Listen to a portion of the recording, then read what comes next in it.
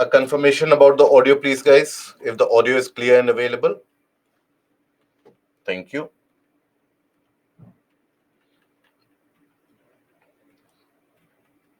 So till now, we have basically covered the entire portion of the Indian physiography.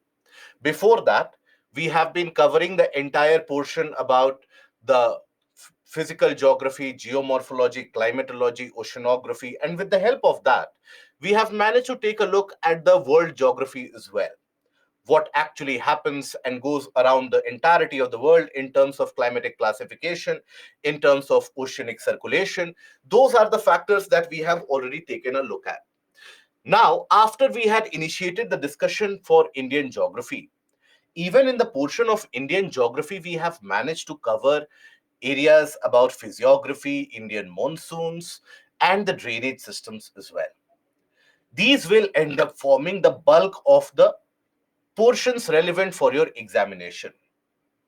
Now, the portions which are left, for example, agriculture. Agriculture is an important portion from the point of view of examination because UPSC has been stressing upon agriculture in the past few years. Now, that is something which is relevant for your GS paper 3 in the mains exam. That is also something that we are going to cover. Today, we are going to initiate the discussion from the pros and cons of interlinking of river. And after that, we are going to talk about the natural vegetation of India, the forest cover of India, and we'll try to move into the portion of soils of India as well. Okay. Now, by the way, tomorrow and day after tomorrow, again, just a reminder, tomorrow and day after tomorrow, again, we will have the classes for geography. Okay. And whichever portion will be left, we shall take an extra session in the month of February. You will be intimated about that. And also, I request you that do revise the portion of geography till that point of time, because the portion of maybe mapping and the other portion of doubt clearing session, that is something that we might be holding in the first or the second week or weekend of February. That is where, depending upon the schedule, how the schedule allows us. So, by that point of time, I want you to come up with concrete doubts, not some random doubts just for the name and sake of it. So that will happen only if you have managed to revise the portion. Okay. Now, peninsular rivers have almost reached their base level. What does this point mean? So that basically means that the vertical erosion that they had to carry, because these rivers are so old, they have carried out all the vertical erosion that they could. Now they are almost at the level where you have the sea level, right? In the cycle of degradation or the cycle of erosion, you have various different phases, you have various different stages, right? So that is where, in that cycle of erosion, you will observe that it will, anything which will get eroded, any surface which gets eroded, will be eroded only up till the level of the sea. Generally, erosion doesn't happen beyond the level of the sea level, because let's suppose the river, etc., if they erode to a lower level below the sea level, then how will the river flow and empty into the sea? So that is why that is the base level, which is considered to be generally the sea level. Okay. Now, after this, we come to the portion of interlinking of rivers, something that we had discussed yesterday also. So here, today we are going to discuss the advantages and the disadvantages, that is the pros and the cons of interlinking of rivers.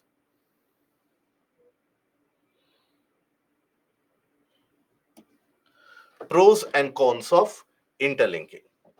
So what are the advantages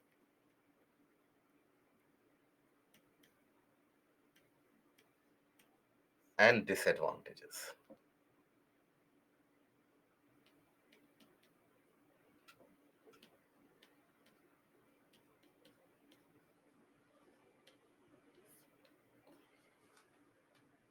Okay.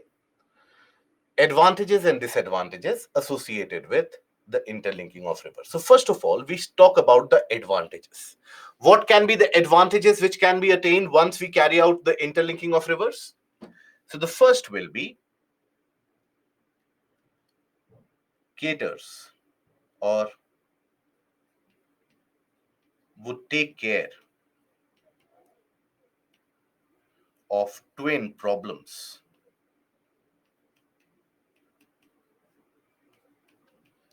Twin problems of what?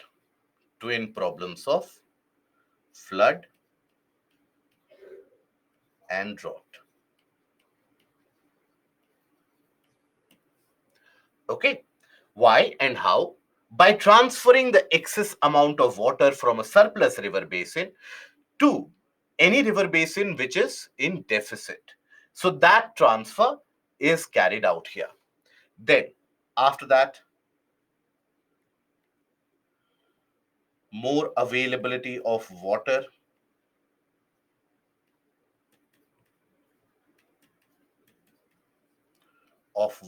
across. So, in a way, it is tied up to the portion of water security rather than the condition of water scarcity. We will be looking at a situation of water security where availability of water is ensured. Okay, that is the water security. Second, more areas would be brought under cultivation or irrigation rather. So, irrigation or irrigated areas will increase. Irrigation is always tied to the productivity. So that would mean increased agricultural productivity.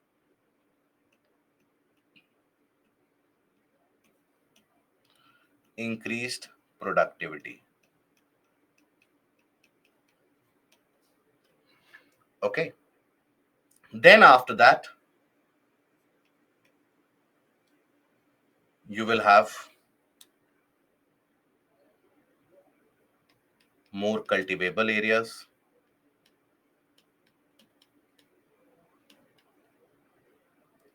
Other economic prospects, pisciculture or rearing of fishes, or simple put, aquaculture,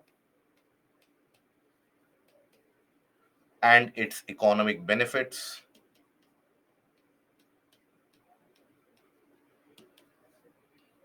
Benefits. Then will facilitate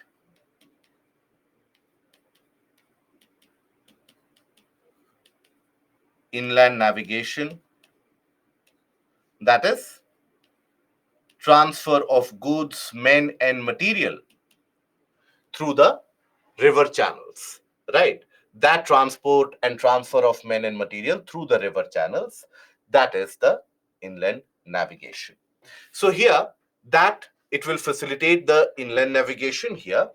Then basically after this, here will have economic benefits. It will lower the logistic cost. So that is a good point. Then after that, you will also, when you interlink the rivers, more areas now will be habitable. So there can be a population redistribution also. Now you no longer will have the necessity of the people crowding in across the river banks, living immediately across the river banks. So that will not always be the case. Then other than that, you will also come across a situation where will boost energy security. How? So for this entire process, you will have the transfer of water from a deficit channel to a surplus channel. For this entire process, you will maybe need to, or you will be required to construct barrages, storage structures, etc. So with that also, you can generate energy, electricity. Then will boost employment, increase employment levels. How? Other than all the economic benefits, this is going to be a direct impact. How? How is it that employment levels will increase? So employment levels are going to increase primarily because of the fact that when you will carry out this entire construction exercise, the construction sector will observe a boom. And there is no bigger a job creator than a boom in the construction sector. People find direct employment, demand for cement, steel, etc. grows. So even in the steel industry, cement industry, there will be requirement of more labor force. So there is always going to be a substantial benefit in terms of employment generated. Now let us take a look at the disadvantages. What are the disadvantages associated? First of all, huge cost. As per the latest estimates, the cost estimated for the entire interlinking project to be carried out in the Himalayan rivers, in the peninsular rivers, and between Himalayan and peninsular rivers, that comes out to be somewhere around 183 billion US dollars. Again, almost equal to the entire economy or the entire GDP of Pakistan. That much amount of money will be required. But here the counterpoint can also be that, look, it is not as if you are going there to buy a car. This $183 billion won't be asked from you in the first day itself. It is a long-term project which might go on for decades altogether. So this process or this amount of money, that is where you can have a long-term, um, in a way, long-term expenditure which is spread out so that the budgetary implications of them are not very high. So that whatever is the budgetary implication, you are offsetting it by some other economic benefit that you are generating by the same project. Then after that, displacement of population.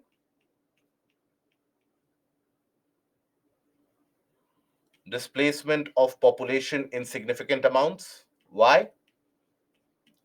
New lands need to be acquired in order to construct those connecting channels. So when you basically acquire new lands, the existing population in that area, the forest dwellers in that area, they might be asked to evacuate. Then submergence and destruction of critical habitats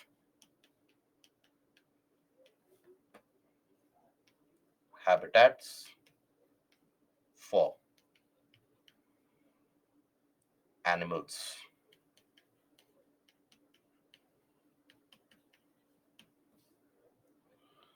Energy security will increase by generation of hydroelectricity from the mini dams, micro dams that you construct because of, see, when you have to transfer the water from one river, let's suppose from Kosi to Mechi or from Kane to Betwa, it is not going to be like you draw it in your garden that I have simply dug the ground, now the water has to move. No, because the water has to move through varying terrains of different heights.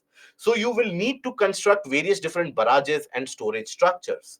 So wherever you are constructing those storage structures, there will be significant amount of, for example, uh, potential for generation of electricity. Then after that, here,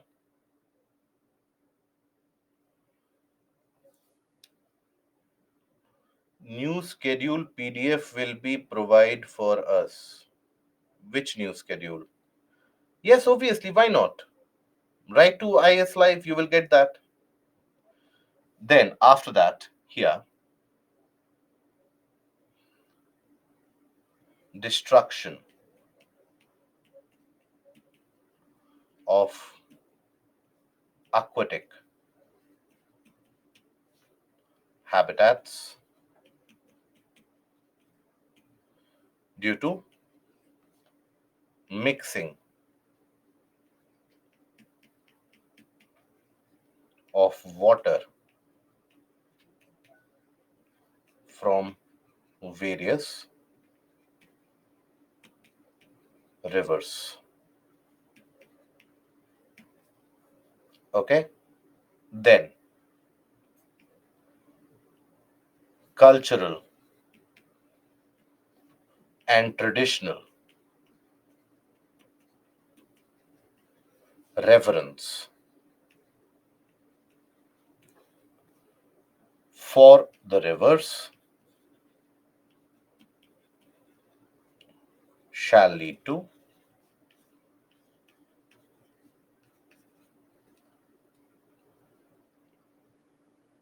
hurting of sentiments. Because whichever river that you talk about, in the northern part of the country or in the southern part of the country, any river that you talk about, those rivers in particular, you will find they are worshipped in that local area, in that region, or across the country, they are worshipped. Now, if somebody tells the normal population that, look, in this river, we are going to mix the river water of another river, obviously they will feel offended. Many of the times that those cultural reverence, the cultural sentimentality of it, that is something you have to keep in mind. As a policymaker, you cannot simply go for what is black and white. You have to care for people's sensitivities as well. Only then, because all these, if you carry out, will be for what? For whom? It will basically be carried out for the larger population, isn't it? So that is basically the case of interlinking advantages and disadvantages. Now, a couple of you have asked a question that whether recharge of groundwater, will it be an advantage or not? Whether by interlinking of rivers, will we be able to sustainably attain the recharge of groundwater levels? So here, there are multiple key pointers here. First of all, if everything goes as per the plan, everything works very naturally as per the plan, then you will come across a situation where that excess water will be driven off into a deficit channel. So, in the region of deficit, yes, there will be groundwater recharge if everything goes as per the plan, and even across the areas where you are transporting that water to, there will be groundwater recharge. But as is being observed in the case of the Kane-Betwa interlinkage, there is a possibility, there is a potential possibility or a potential threat that after this interlinking, it might happen that both these river channels, rather than becoming surplus and deficit, both of these river channels end up becoming deficit, right? So if that is the situation, where both these river channels will then start carrying lower amount of water because of that interlink, then the groundwater will obviously, the groundwater recharge won't happen and the groundwater will get depleted. But under normal conditions, you can consider that as an advantage because we are considering the ideal situations here. So you can consider that as an advantage. Biodiversity point is not clear because see, when you have for example, take the case of Kane-Betwa interlinking project. Now, Kane and Betwa, these river channels are being interlinked with the help of a canal, a channel. Multiple different pump houses, storage structures, etc. are being constructed. Now, for that entire construction of the interlinking, substantial portion of the Panna Tiger Reserve, the entire Panna Biosphere Reserve, substantial area of that will also experience a submergence. So when that area will experience submergence, then what will happen? The critical tiger habitat areas, they will reduce. There will be fragmentation of habitat. So if the fragmentation of habitat happens, the animals themselves will feel threatened and their survivability becomes a risk, right? The animals can be pushed towards extinction as well, right? So deforestation, you can write as a disadvantage. Yes, that will happen. So you can add on to this point as deforestation. So this is basically about the case of interlinking of rivers, advantages and the potential disadvantages here. UPSC has asked this question multiple times in the mains examination as well as in the interview process also. If you take a look at the previous year questions right from the 2000s, almost 20 years now, this question has been repeated many times, both in the GS as well as in the optional. And there is a certain reason for that. Because every year you will come across, if you follow the news stories carefully, you will come across that scenario every year. You will find the same scenario, that a region is experiencing flood, and after a couple of months that region is facing drought. Or while Bihar is facing flood, maybe Jharkhand is experiencing drought or Odisha is experiencing drought. So every time that this comes, there is that common sense which should be applied, that why don't we transfer that excess water? But then it is a very costly process. It is something that you cannot achieve overnight. So you can be on the any side of the argument, in favor of interlinking or against interlinking. But you should have your own adequate reasons to substantiate it. In the case of the interview board, they will prod further deeper into it, that are you very sure, or are you having that conviction about the statement that you are making? So that is where they will poke you. That, okay, you are saying this advantage, but this disadvantage is also there. So should we allow the tigers to die? And then, if you are not very convinced about your opinion, then many of the candidates at that point of time, they suddenly change course. That no, these are advantages, but we should take care of that also. That should not be done. So in that case, then they will again prod you further. So that means you are saying interlinking is bad. So yes, in this case, it is bad. The moment you do that, your average marks in the interview immediately drastically falls from, maybe you would have given an average interview, you would have managed to score around 170. Immediately, the marks will come down to around 130, 140. You are out of the race.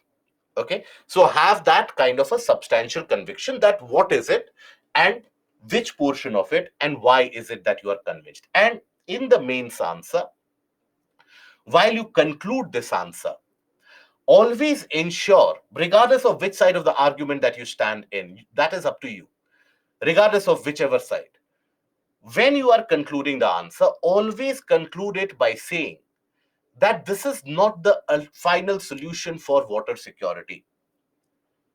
Because in order to attain water security, even after you interlink the rivers, you need to conserve water at the local level.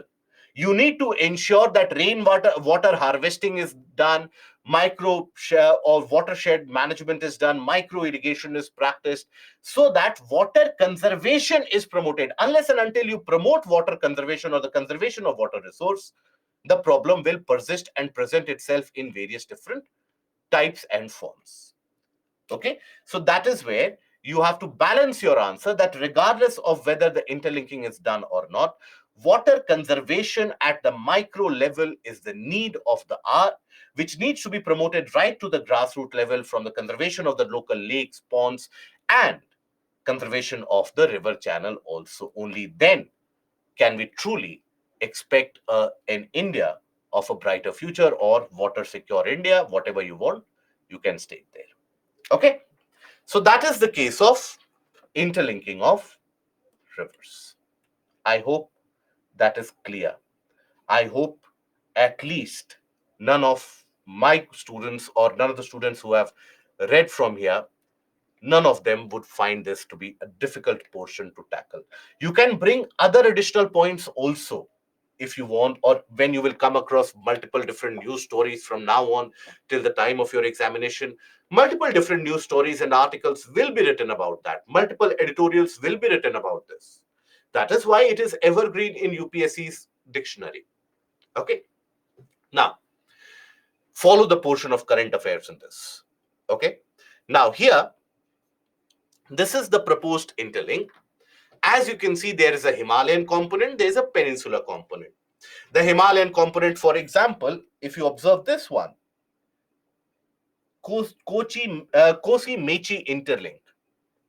This is to transfer the excess water from river Kosi, the sorrow of Bihar, into the water deficit channel of Mechi. Mechi is a tributary of river Mahananda. Mechi is a tributary of river Mahananda. Okay. Then Kane Betwa interlink. This is also being implemented. Kosi Mechi Interlink has received the in principle nod approval, but with these projects, with these large infrastructure projects, generally it happens that the protests they take in land acquisition, etc., becomes a tedious task. That is where you don't observe or you don't experience this particular scenario where, let's suppose, when we talk about a timely completion, so timely completion is something which doesn't happen. Now there were multiple such interlinking between the Godavari Krishna Kaveri channel. That interlinking has been mooted since the time of the British. So, but due to paucity of funds and in the Peninsula Plateau, hard igneous rocks means there is a difficulty in construction also. So, because of this, you have had various different issues with regards to construction, right? So, that is where the construction pace has slowed down. Even during the time of the British, one of the ideas that was floated was very simple, that transfer the excess water from Godavari to the region of the Kaveri so that you don't have those water sharing disputes or you don't have those dry seasons anymore. Because the rivers, they are very important sources for availability of water in that area and irrigation, agriculture in general, domestic requirements, animal rearing, for everything. That water security is a must. Okay. Now, an example of this is the Kane Betwa Interlink project. So, the entire details of it, I have put out this website. This is a government website. This is where, this is a government website.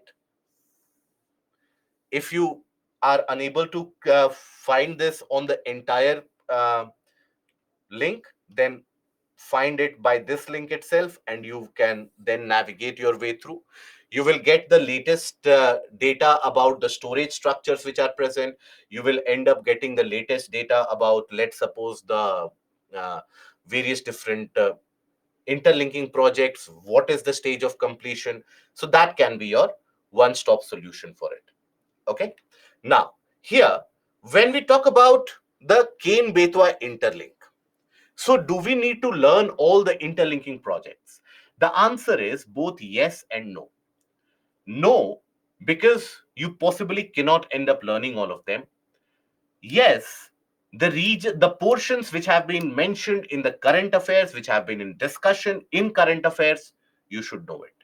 Kane Betwa interlink is significantly in news for the past couple of years.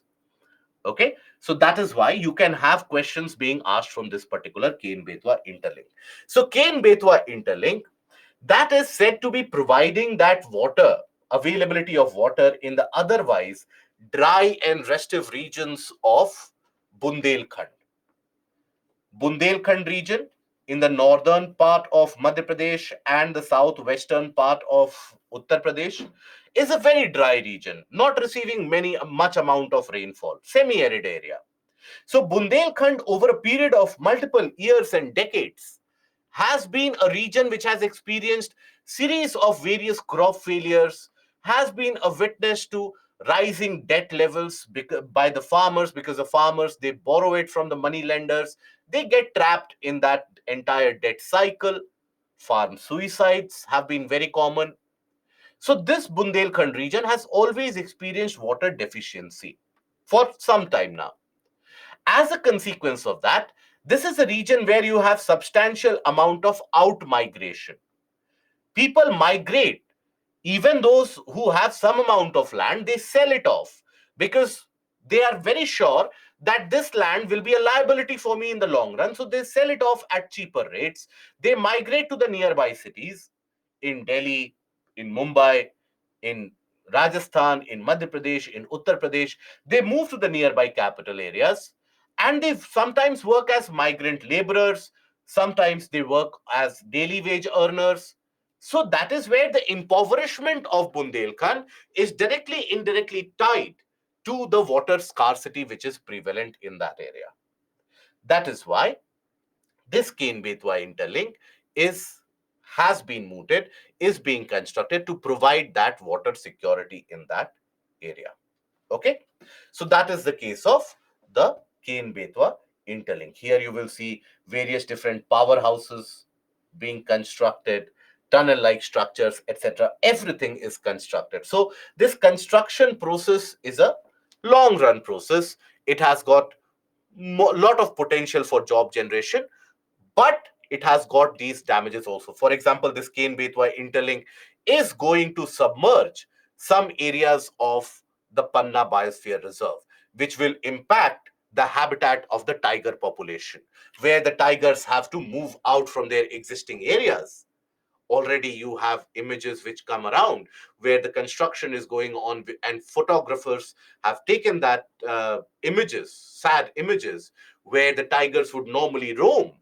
Now, in that area, the tigers are finding large ditches, construction machineries. They simply stare at it and they walk back. So that tells you that there is an environmental cost to be paid for this also.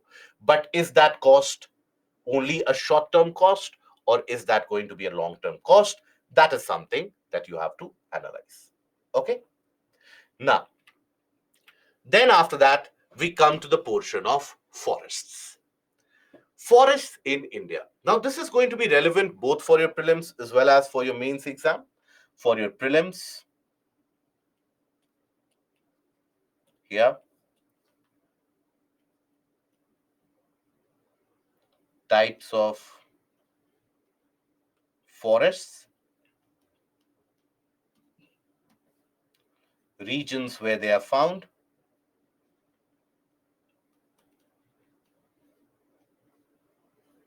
regional spread, then also substantial amount of in terms of conditions required for a particular type of forest to grow. Example of trees, the tree species. Okay. In the mains examination, you will find questions which are generally covered in the portion of environment ecology as well. Earlier, this was the portion which would lie under the purview of biogeography. So even now, you will find candidates who, after the completion of the syllabus, they say that, but you have not taught us biogeography. Forest, soil, that is covered under the portion of biogeography. Earlier, this would be the only source from which UPSC could ask about environment, trees, animals, etc. But now you cover that entirely separately in the portion of environment and ecology. So that is where from 2014 onwards, UPSC's syllabus has not changed. But by the way of asking questions, UPSC has, in a very subtle manner, induced a new subject altogether, that is environment and ecology. So since questions from environment and ecology are being asked here, particularly in the mains examination, the questions from these have taken a slight backseat. Having said that, still you find multiple questions being asked from this, at least in the prelims. Here, in the mains, the aspect of deforestation you will cover in environment in detail. Here I am supposing many of you are attending the sessions, you would have already attended the portion of environment and ecology. So you would know that. Then state of forest report.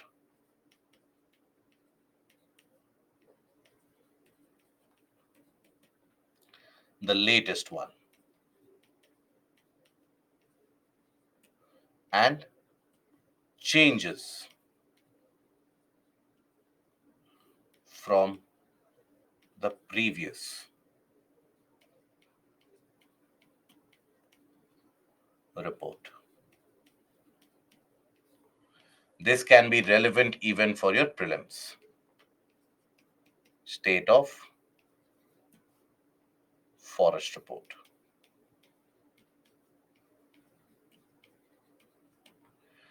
Now, again, let me tell you, if you want, whenever you will study this portion, after all, there will be one target in your mind that in 2027, 2037, some year I will pick up these subjects for revision. Whichever year that is, whichever month that is, when you are picking up this particular portion to study, you might find it very factual. The only way to form a pattern and a long lasting understanding is if you study the climatic conditions of India. There we have discussed about the rainfall distribution, and then after that, study the portion of forest.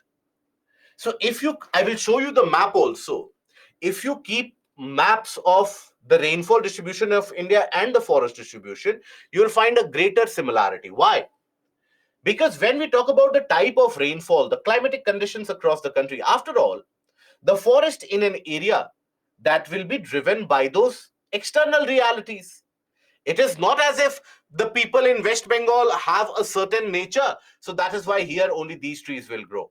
In Karnataka, people have this nature, so here only these. No, it is always a sum product of the amount of rainfall, the temperature experienced, the amount of evaporation, etc. So, if we are aware about the high rainfall areas across the country, automatically we will be able to also deduce and conclude that which are the areas where you will have evergreen forest, because they can grow only in high rainfall areas of the country. So like that, always juxtapose it, always read this after you have studied and covered in detail the portion of climate. Now, here we start with the types of forest that you find in our country, typical type of forests. Now here you have the tropical evergreen and the semi-evergreen forest, deciduous forests. Then you have the thorn forest, montane forest, and littoral and swamp forest. So evergreen and semi-evergreen, found in areas of very high rainfall. So here, basically, evergreen is generally found in areas where the rainfall, average annual rainfall, is higher than 250 centimeter per year. Officially, it is said 220 centimeter and higher, but generally 250 centimeter and higher, the areas where you have 300 centimeter of rainfall annually, 400 centimeter of rainfall annually, 450, 500 centimeter of rainfall annually, there you will find evergreen forests. So in which parts of the country we receive very high amount of rainfall? Take a guess. Let me see. Which areas of the country do you receive this high amount of rainfall that evergreen forests can grow? Punjab. Punjab is the area where you receive almost very little amount of rainfall. Only regions of Ladakh, Rajasthan, they receive lesser amount of rainfall as compared to Punjab. Northeastern states, Western Ghats, Mawsynram, Meghalaya, Cherrapunji, eastern part, nearby equator, Kerala. Okay. So if you talk about the areas where you will find this, generally in the regions of western side of Western Ghats, in the Konkan belt, continued all the way till the region of the Malabar Plains. There also the rainfall is very high.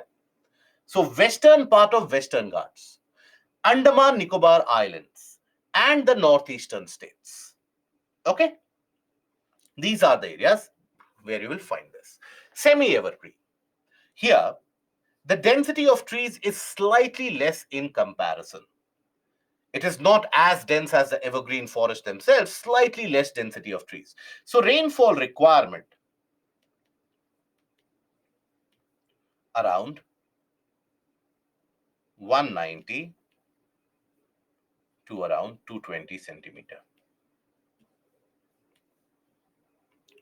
So per year, obviously. So that is the rainfall requirement.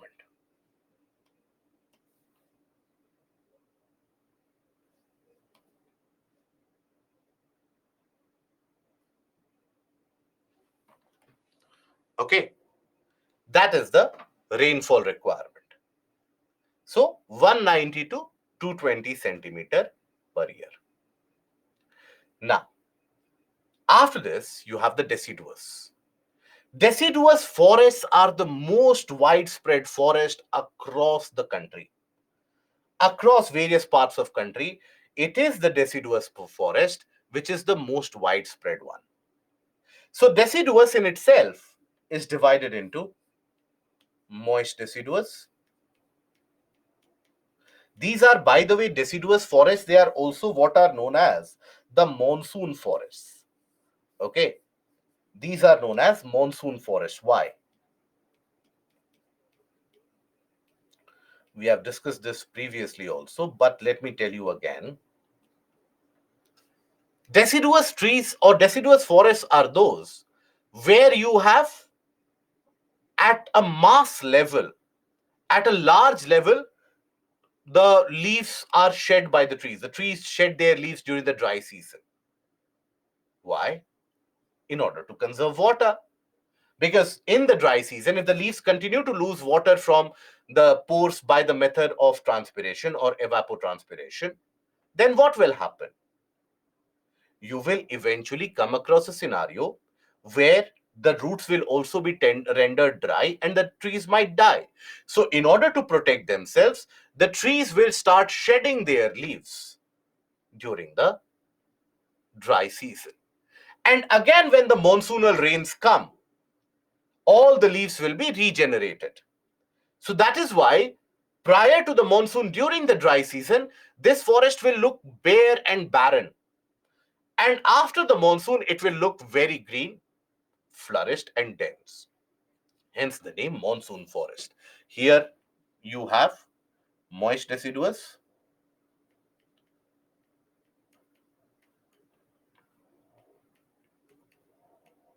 and also dry deciduous.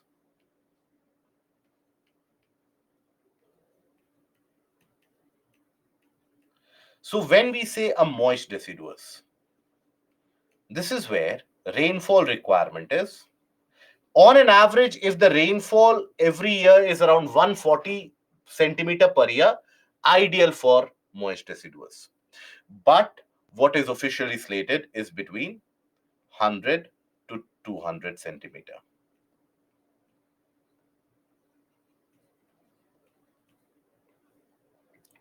That is the rainfall requirement.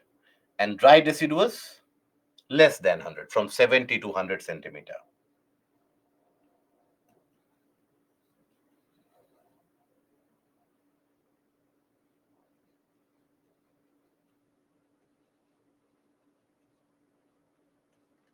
So that is your deciduous. This is the most widespread across the entirety of central India, northern portion of India in the Gangetic Plains. Many of the areas you'll find the deciduous forests in existence. Moist deciduous, particularly in the foothills of Himalayas, that is in the northern portion of Uttar Pradesh, Bihar, even Uttarakhand, Himachal Pradesh, Sikkim, West Bengal, Assam, in the Himalayan foothills, and then in some portions of West Bengal, Odisha, some portions of Jharkhand, Chhattisgarh. These are the areas of moist deciduous. Dry deciduous, Madhya Pradesh. Then you have, let's suppose, Andhra Pradesh. Then, for example, the very famous tree, red sanders or the red sandalwood, that is typically found in the region of the Sheshchalam area of Andhra Pradesh. It is a dry deciduous tree. Okay. Tamil Nadu, for example, Karnataka, for example, Maharashtra, for example, Gujarat, for example, many of the states will have dry deciduous. Then you have tropical thorn forest in very dry conditions, right? For example, Palas, Amaltas, Khejri, these are examples. So here, rainfall requirement,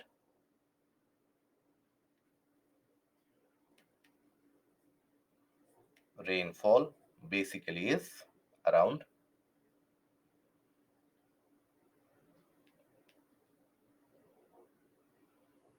40 to 60 centimeter per year. So which are the areas?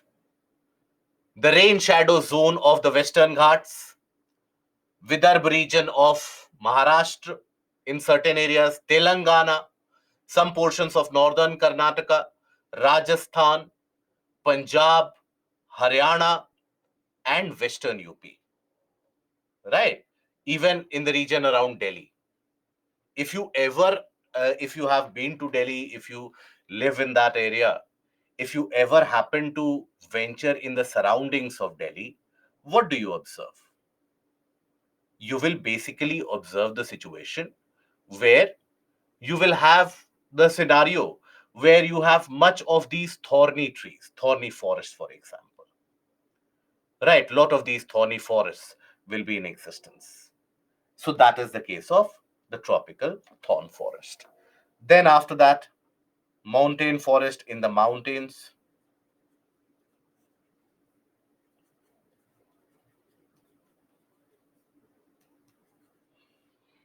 various different, and then littoral and swamp forest across the coasts, coastline, inland lakes, islands,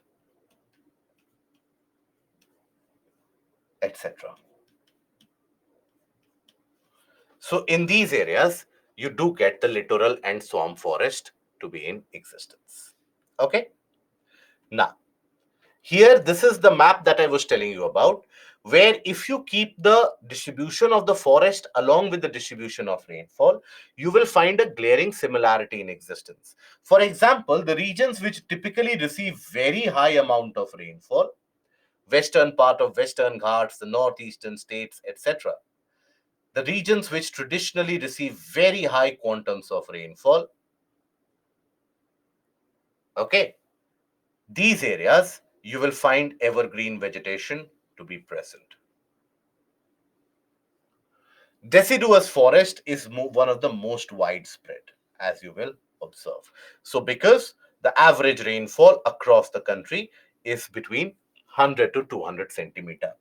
The average annual rainfall in India, I hope we are aware, is around how much? 120 centimeter of rainfall every year. So, that is the case of these forests. Okay. Now, let us take a look at each one of them. Let us find out the regions, the species of the trees, the conditions required. Starting with the evergreen forest. So, western slope of Western Ghats, hills of northeastern region, and Andaman Nicobar Islands. Annual precipitation of over 250 centimeter or 220 centimeter. Average annual temperature should be higher than 22 degrees Celsius. It is a tropical forest. It is not a temperate forest which will grow in high latitudes and higher altitudes. It is a tropical forest. It will grow in areas where the temperature is always on an average higher than 22. Rosewood, mahogany, any, ebony, etc. That is, these are the species of trees. Okay, various different species of trees. Then semi-evergreen. Obviously, semi-evergreen will be found on the boundaries, on the proximal area, proximity of the evergreen forest. Wherever you have the evergreen forest right at the extent of it. Why? Because let's suppose the region is receiving 250 centimeter of rainfall or 400 centimeter of rainfall. It won't be the case that immediately 1 kilometer away that you move, the rainfall is 5 centimeter or 10 centimeter. It won't be the case. Right. So if a region is receiving 400 centimeter of rainfall, the close areas might not be receiving 400, but it will receive 200. So semi-evergreen will always be found at the vicinity of evergreen or at the vicinity of moist deciduous. Okay, because the rainfall, climatic factors, etc., they also transition in a very gradual manner. So semi-evergreen forests are found in the less rainy parts of the regions. So Western Ghats, Northeastern region, and the area of Andaman and Nicobar. That is where you will find the semi-evergreen forests to be in existence. Conditions: rainfall around 200 centimeter, 190 to roughly around 220 centimeter. Semi-evergreen forest will grow. Main species: white cedar, hollock, kale. These are the major species. Then the monsoon forest, the tropical deciduous ones. So when we talk about the tropical deciduous forest, they will, in the entire forest region, in unison, they will shed their leaves during the dry season. Again, when the rains come, the leaves will regenerate, hence the name monsoon forest, dependent on rainfall. They are classified into moist deciduous and dry deciduous. When we talk about moist deciduous, So rainfall conditions between 100 to 200, but they grow very ideally and naturally well in areas where the rainfall is around 140 centimeter to 130 to 150 centimeter per year. That is the region where they will ideally be thriving in. So where do you find that? In the foothills of the Himalayas across Uttar Pradesh, Bihar, West Bengal, Assam, Sikkim, in all these areas, you'll find them. Eastern slopes of the Western Ghats at a higher level, Andaman Nicobar, parts of Chhattisgarh, Jharkhand, West Bengal, and Odisha. That is the regional spread of moist deciduous. So, majority of the commercial trees, the trees required for commercial purposes, let's suppose for the manufacturing of furniture or any of the wood requirement, teak, sal, shisham, sandalwood, all of these, they are moist deciduous trees.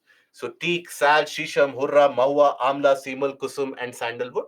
So the easiest way to memorize it or to retain it is just think about those particular trees that you would have heard about in your surrounding, the prized trees or the wood which is very costly, which is used for the furniture manufacturing, right? Teak, shisham, etc. These are very costly woods, very difficult to maintain as well. So that is the case of moist deciduous forest. Then you have the dry deciduous. When we talk about dry deciduous forest, these are observed in areas where the rainfall is between 70 to 100 centimeter. Much wider spacing is available between the trees. More amount of animals also you will find here. Herbivore population, carnivore population, tiger population in significant amount you will find in these areas. Okay. So here, where are they found? Plains of Uttar Pradesh, plains of Bihar, higher rainfall areas of Peninsular Plateau, because Peninsular Plateau, many of the regions, they lie in the rain shadow zone of Western Ghats. So many of these areas in Peninsular Plateau, they receive very little amount of rainfall where you will have thorny forest. Okay. So in more rainier areas of peninsular India, northern Indian plains in particular, eastern portion of Rajasthan, the portion of western Madhya Pradesh, in some part, southwestern Madhya Pradesh, etc., you'll find them. So here you will find red sanders, right? The very popular one. Typically to be found where? In the Sheshchalam area of Andhra Pradesh. It is endemic to that region. This is one of the trees or the wood which is significantly smuggled. Earlier, you also had sandalwood, which would be significantly smuggled. I'm sure you would have heard about the name Virappan. Many of you would not have had the memory of the times when Virappan used to rule the forests in Karnataka, Kerala, and portions of Tamil Nadu. So many of you might not be aware of those times. But in those times, if you would want to go from, let's suppose, Bangalore to Mysore, or God forbid, if you wanted to go from Bangalore to Mangalore, you could do it only during the daytime. You could not do it during the nighttime because of the terror that Virappan had. So he was one of the biggest smugglers of sandalwood the world has ever seen. Hundreds and thousands of these sandalwood trees were felled down and they were then smuggled. Virappan also specialized in the smuggling of the elephant tusks, right? The elephant ivory, for which he alone claimed credit for killing 1,000 plus elephants. It might not be a true figure, it might be an exaggerated figure. But the horror, if you think that if anywhere close to that number, the number of elephants he would have killed, think about all the progress made by Project Elephant till now, and single-handedly that person could destroy it all. So that was the time or the era of smuggling, which was very rampant due to lax law and order situation, etc. So basically, you would hear stories. Ask your elder generation about, particularly those of you belonging from Karnataka, Tamil Nadu, Kerala. You will hear multiple stories about Virappan. Not many of them end in a good note, right? So that is where sandalwood would be smuggled. Now, red sanders are being smuggled out of the region of Andhra Pradesh for use in Eastern Asia, China, Japan, Korea, and other countries. Because this red sandalwood or the red sanders, it is a dry deciduous forest. It has that essence. It is used for certain medicine manufacturing, for traditional purposes, for furniture. Very exotic furnitures are made out of it.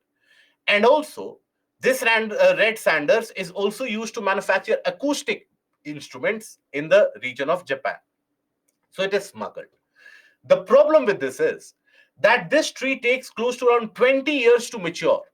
20 years. A smuggler can cut down the entire mature tree in maybe 1 or 2 days. Now, here, think about it that the region is not getting a chance to replenish itself. That is why the red sanders has been put under endangered category as per the IUCN list, International Union for Conservation of Nature, which puts the critically endangered, all these vulnerable, all these other categories. Red sanders has been put under endangered category. Then you have the very famous tendu. Now, tendu basically, have you heard about these tendu leaves? I don't know how many of you would have heard about it. Basically, tendu leaves, the dried tendu leaves, they are used to roll tobacco and they are used to manufacture BDs. No, tendu is not tejpata, that is bay leaf. Tendu is different. Tendu is used to manufacture BDs, right? The local smoke that you find people smoking. So those BDs are manufactured by the tendu leaves. So tendu leaves typically, yeah, the collection of these tendu leaves would be the typical occupation of people in areas such as Gadchiroli, significantly Naxal affected area in eastern part of Maharashtra, Telangana area also. Now here, the local population, the forest dwellers would always be oppressed, particularly the ones who would collect these tendu leaves, because the pay would be very minimal. How do you pay a person who is collecting the leaves? On what basis? So what would be done was that any individual, they would collect a basket full of leaves during their entire day. Now, those leaves, the fit ones which could be rolled into the cigarettes, those leaves, they were tied on a rope. And then that rope was then tied across the head. Right? So let's suppose you have this big a rope having many leaves. How many rounds of the head can you make with that rope? So per round of the head that you make, you would be given around 10 paise or 20 paise. So at the end of the entire day of labor work, people would start earning, or people would earn around 20, 30 rupees at maximum. That is where even the money lenders or the large contractors, many of the politicians also had the linkage to these BD manufacturers. That is why, as soon as the legislation is brought about ban on BDs, look at the uproar that it creates amongst the member of parliaments. Many of them have got their businesses about this. So whenever these larger contractors would come to these villages around Gadchiroli, there would always be some or the other form of oppression. And that is where the local forest dwellers would always be an easy recruit for the Naxals and the left wing extremists. That is where Tendu leaf collection had always remained in prominent news stories for decades now. It is only for the past decade and a half, almost, where now the government's developmental schemes are reaching in certain areas. So that is where food grains, etc., are nowadays being provided like this itself. So the situation has slightly improved, but still, when it comes to forest dwellers, lot needs to be done. Okay. This is not good for health. Obviously, BDs are not going to be good for health. Why will it be good for health? Leaves are also used in tobacco. Is that also? No, that is a different. That cultivation of tobacco is different. Tobacco is cultivated in a different manner. So, but when we talk about tendu, it is just, think about it as a wrapping paper to wrap that tobacco into it. Okay. Now, then Palas, Amaltas, Bale, Khair, Axlewood. These are basically the species of the trees that you find. Okay. So, see, why I am telling you these facts about these particular forests. Ideally, I could have simply moved ahead with the species name itself.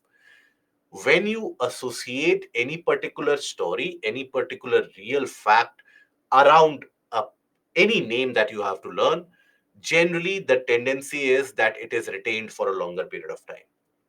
Okay. At least now nobody will confuse that tendu leaves, you put it in food as tej patta. So at least you will remember that tendu is something about deciduous, dry or moist deciduous. That would be the maximum amount of confusion. So this is a way technique that you can also use in order to retain things for a longer period of time. Okay. Now, then comes in the drier areas, the tropical thorn forest, where the rainfall on an average is less than 50 centimeter. So here, the tree population is very less. They are dispersed as well. Semi-arid areas of southwest Punjab, Haryana, Uttar Pradesh, western Uttar Pradesh, that is, Madhya Pradesh, the Chambal belt in particular, Rajasthan and Gujarat, the Gir region of Gujarat, for example. It has got the thorn forest, semi-arid areas. That is where you will find the lion population to exist. Okay. So babool, bear, wild date palm, khair, neem, khejri, palas. These are the examples. Now observe here. Khair, palas. These are to be found here. Khair, palas are to be found here also. Which tells you what? Which tells you that generally it is going to be the case that, let's suppose if 50 centimeter, 55 centimeter of rainfall is there, or 60 centimeter of rainfall, or 40 centimeter. So some trees have that tolerance to withstand some amount of temperature and rainfall variation. So that is where you will find in between different forests that zone of transition, where you will have certain trees at the margins of maybe an evergreen and even at the margins of semi-evergreen. You will have certain trees at the margins of semi-evergreen and even at the margins of moist deciduous. Okay, because they can tolerate both these conditions. Okay. Now, after this, we come to the montane forest. When we talk about the montane forests, these are the forests or the tree population that you find in the mountains, in the mountainous areas. So that is the montane forest. So here, across the region of the mountain, from foothill to the top, you will have variation in terms of temperature,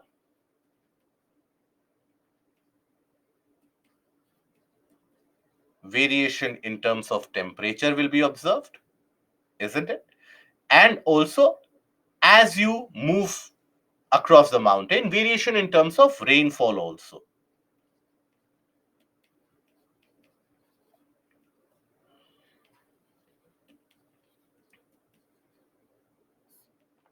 So both these variations will be observed. The foothills will receive very significantly heavy amount of rains. And the amount of rains they keep on reducing by the time that you go higher up. Okay, by the time that you reach higher up, the amount of rains would be significantly reduced. So because of that, you have a wide variety of trees. For example, at the foothills of the Himalayas, when the rainfall is very high, because at foothills always the rainfall will be very high due to the orographic uplift of the winds. So at the foothills of Himalayas, you might find in certain areas moist deciduous, in certain areas even wet temperate or wet evergreen, in certain areas temperate evergreen, go to a height of 1,000, 1,500 meters.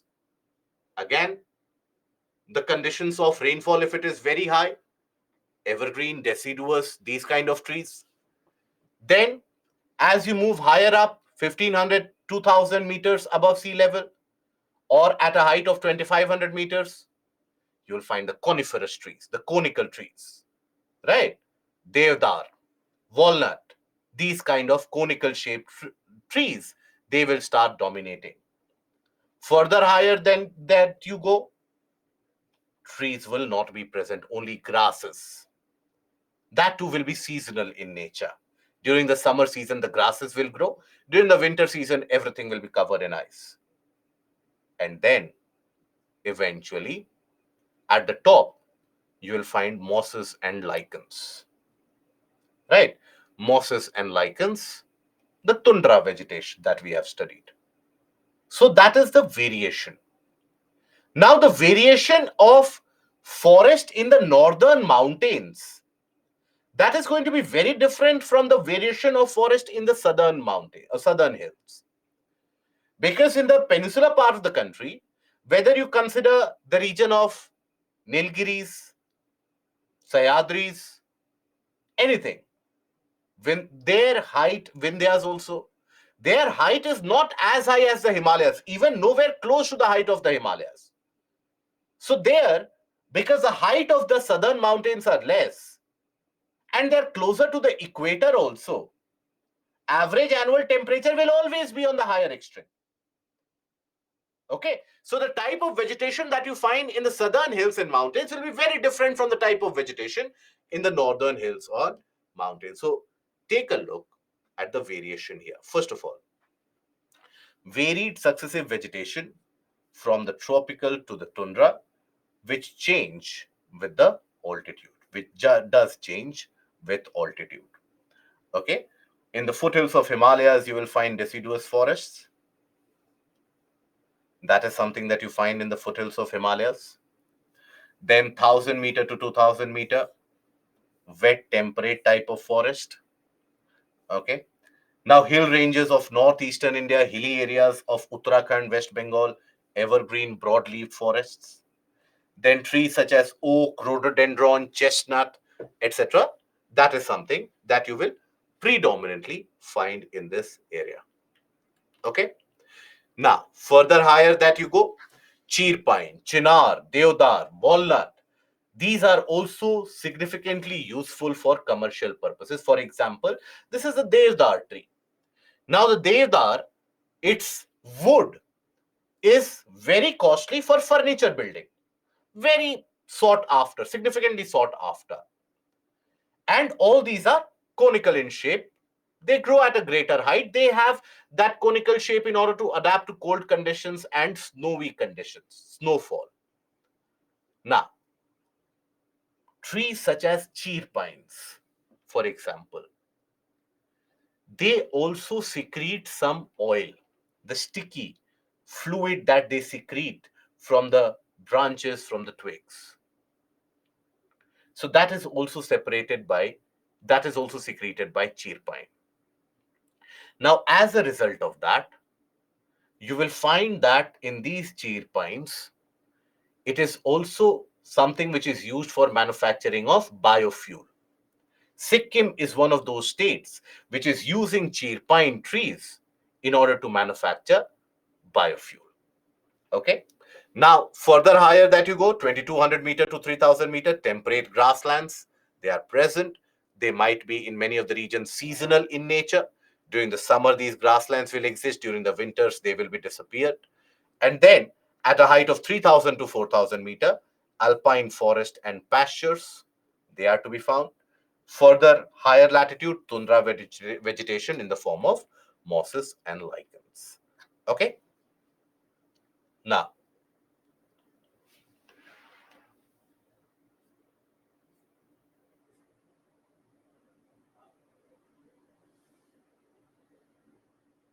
let me. Okay. Now we come to the southern mountain forests. When we talk about the forests in the southern part, their height is not very significant. right? Their height is less, be it the Western Ghats, the Vindhyas, or the Nilgiris. The height is very limited, the height is very restricted. So, in these lower heights, you will find that basically if the height is not very significant, the vegetation will also be different. Why? Because on an average, they are closer to the equator. On an average, you will find that there is greater amount of temperature. Average annual temperature is higher. So vegetation is going to be temperate in the higher altitudes of these mountains and subtropical on the lower regions of the Western Ghats, especially in Kerala, Tamil Nadu, and Karnataka. That is where the vegetation is basically temperate and subtropical. Wet temperate evergreen forests, they are known as sholai in Tamil, and from that term sholas has been derived from. So you'll find the shola vegetation in the Nilgiris, Anamalai, and the Palni hills in the region to the boundary northwestern part of Tamil Nadu, some southern portions of Karnataka, and northeastern part of Kerala. In that contiguous zone of the Nilgiris, you'll find this shola vegetation. Magnolia, laurel, chincona, and wattle, these are basically the kind of trees. Now,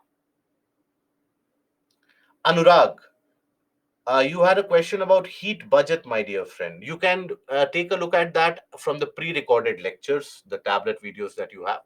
Ideally, why we have not covered the portion of heat budget, because has not been asked in the general studies for some period of time, substantial amount of time now. So that is why that is the portion which we have not covered.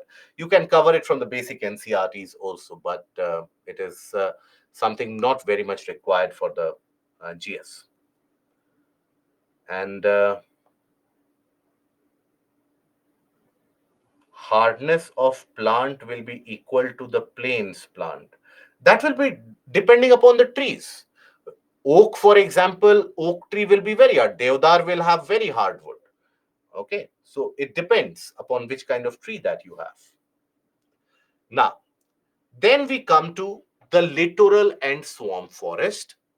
These are generally to be found across the areas on the margins of the water body, submerged areas. That is where you will find them. Mangroves are an example of this littoral and swamp forest. So here they will be found, for example, Sambar Lake, Wooler Lake. In all these areas, on the margins of the water body, you will find the presence of these kind of littoral and swamp forest. They will be very predominant in those areas. Mangroves, you will study about mangroves in detail in the portion of environment and ecology. So that is where I will leave it. But I will tell you about the areas. Example.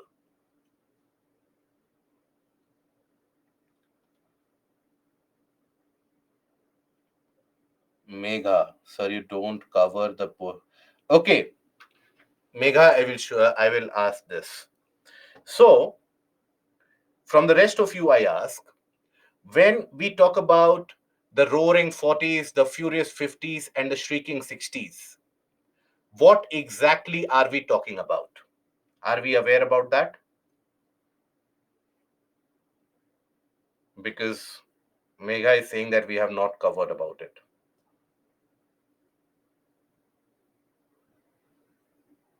Very good. Megha, there is nothing known as westerly straight wind for that matter. Have we covered the portion about the roaring 40s, furious 50s, and the shrieking 60s? Good.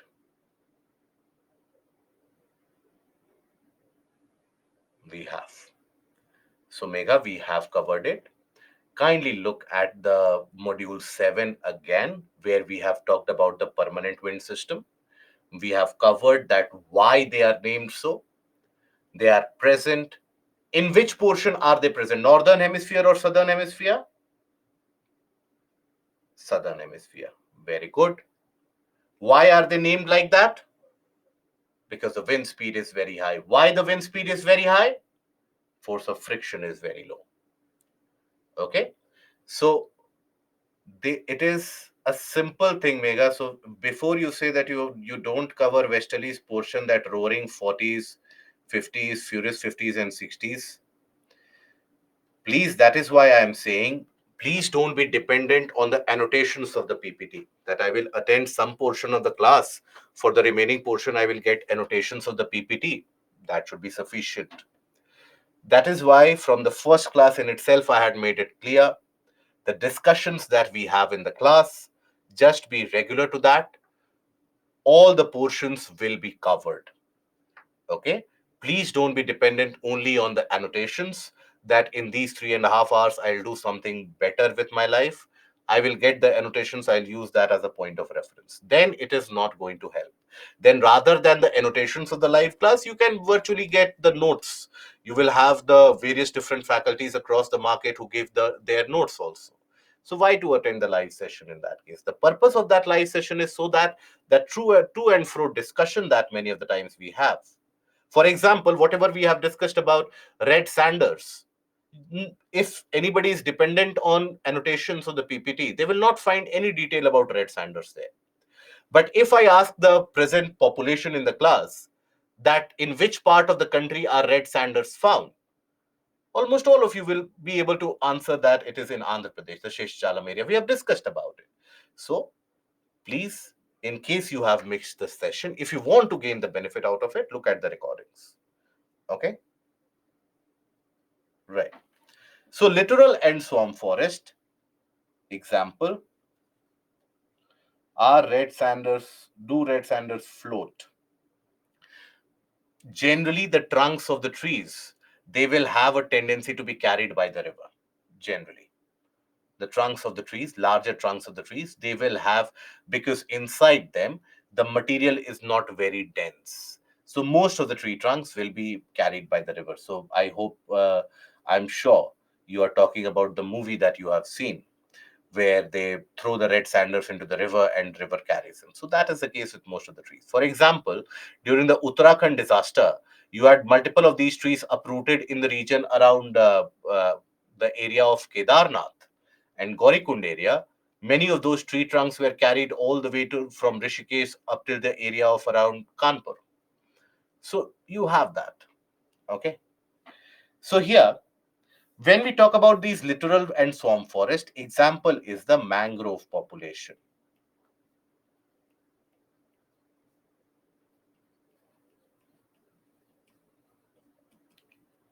So these are to be found in intertidal areas, that is between the high and the low tides.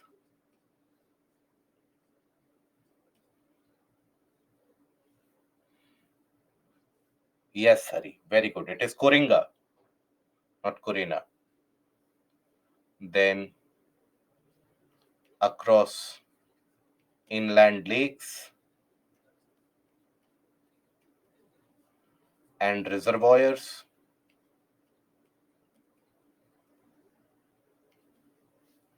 beaches, marshes, and swamps.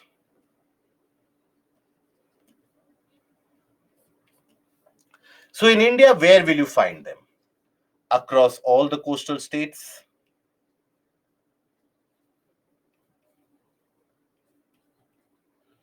across all the coastal states, you'll find them to be present, right?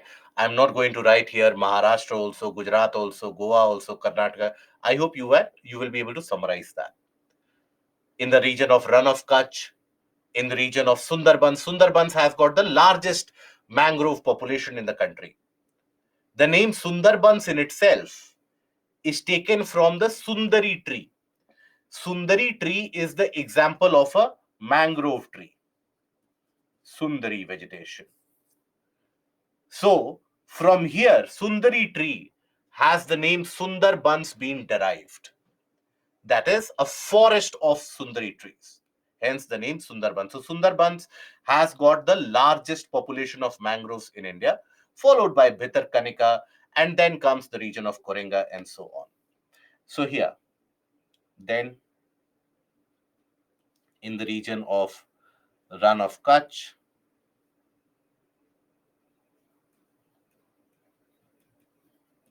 in areas of deltas, islands, then Rajasthan in the region of Sambar Lake, for example, then Jammu Kashmir in the region around Vular Lake, for example, right? Then Odisha in the interior also around the large lakes, around, for example, Chilika, and also Hirakud Dam also around it, the reservoir, you will find these trees to be growing. So that is the case of littoral and swamp forest. They can be again subclassified into beach forest, tidal forest, and freshwater swamp forest. This is the one that you generally find across reservoirs of the dams, across Vular Lake, etc. That is something you find across freshwater swamp. Mangroves are generally found across these areas. This is where mangroves will be found. Many of these mangroves have adapted to live under the conditions where they are partially submerged. Okay, submerged water condition, that is where you'll find these mangroves to be persistent. So that is the case of the littoral and the swamp vegetation. Okay, mangroves, don't worry about it. Whenever you will attend the environment session, you will cover it in very significant detail about mangroves, about the portion of the threat to mangroves, the benefits to for mangroves, the adaptability that the mangrove shows in order to grow, its property of filtration of water, its property of increased carbon dioxide absorption. You will also study about the mangrove alliance for climate. All these things you will study in the portion of environment ecology. Okay, so don't worry about that. Littoral, basically, the example is mangrove. It is an example here. So, littoral and swamp, that basically turns out to be those areas which are at the boundary zone between water and land. Okay, where you have the ecosystem of both the land areas and the water body that is predominant. That is the case of the littoral forest, where you have both of these, land area and water body. So in these swamps, in these areas, you will find the forests or the trees to grow. Okay. Now, then we come to the status of forest in India. So how do you measure the forest cover? Various different policies and various different forest policies, for example, they have always talked about increasing the forest cover. For example, as per our National Forest Policy of 1988, the National Forest Policy of 1988,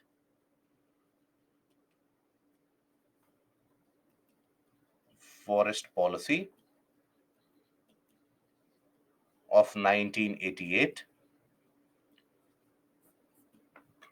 the aim was what? To increase the forest cover across the country, the forest and the tree cover across the country, to make it more than 33% of the land area, so that one third of the geographical area of the country should be under forest or tree cover. So that was the aim as per the National Forest Policy. Now, here, how do you measure that? Whether we are indeed covering it or not. So, in order to measure that, you have a biennial report. That is a report released every 2 years. That is the status of forest in India. Okay, the status of forest in India. So when we talk about this particular report, so India State of Forest Report, it is a biennial report published by the Forest Survey of India, which has been mandated. Basically, it is the Forest Survey of India, which has been mandated to assess the forest and tree resource of the country, including wall to wall forest cover. So how do you measure that? So with the help of the satellite, you take the above view. For example, a region, let's suppose it is having these trees or the forest You cannot have someone virtually measuring each and every area across the country, even though there is a verification exercise which is done. But how do you measure the area of the forest? So you take a satellite view. So when you take that satellite view, basically, that satellite will give you only the top view, right? Only the top view. So from the top, will you be able to take a look at the roots and the branches of the trees? No, you will be able to take a look only at the canopy of the trees. That is something that you will be able to take a look at. So when viewed from above,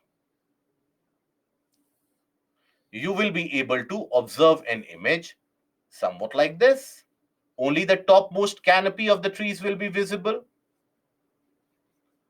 The trunk and the roots, they won't be visible. So this is referred to as the canopy cover of a region. This is your canopy. So when viewed from above, this is the top view. So here you get an idea about the canopy cover.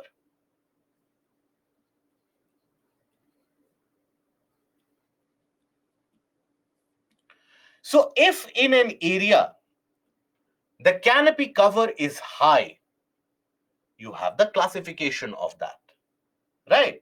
So like that, the measurement is done, and every 2 years a report is released. Report is released by the Forest Survey of India, which has been mandated to assess the forest and the tree resources.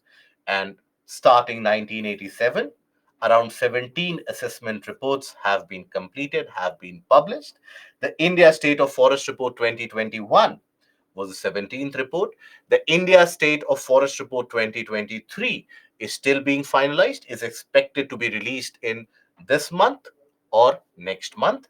That is where this forest report will be released. The latest forest report will be relevant for your examination. Now, here, what will be regarded as a forest? So, there are certain conditions. First of all, in your region, wherever you are living, if you have high density of trees in an area, do you call that as a forest? No. If in a park there are high number of trees, do you call that park a forest? No. So what is deemed or regarded as a forest here? So ideally, it should have an area larger than 1 hectare. And then the canopy cover should be higher than 10%. So here, area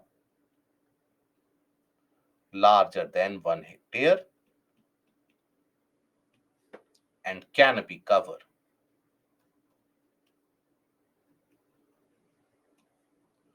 should be greater than 10% of the area. For example, if in this particular image, it appears that the canopy cover is 70% or 60% of that land area, more than 10%, it is regarded as a forest. It can be regarded as a forest, subject to the notification by the state government that is done. So here, first of all, the classification is what I will show. So very dense forest. All lands with tree canopy density of 70% or more, that the tree canopy in that area, in whatever area that you are considering, 70% of that aerial coverage is by the canopy cover of the tree. That is very dense. If the canopy cover is between 40 to 70%, it is moderately dense. If it is between 40 to 70%, it comes out to be moderately dense. If it is less than 10% or it is less than 40% or 10 to 40%, it is an open forest. Observe this.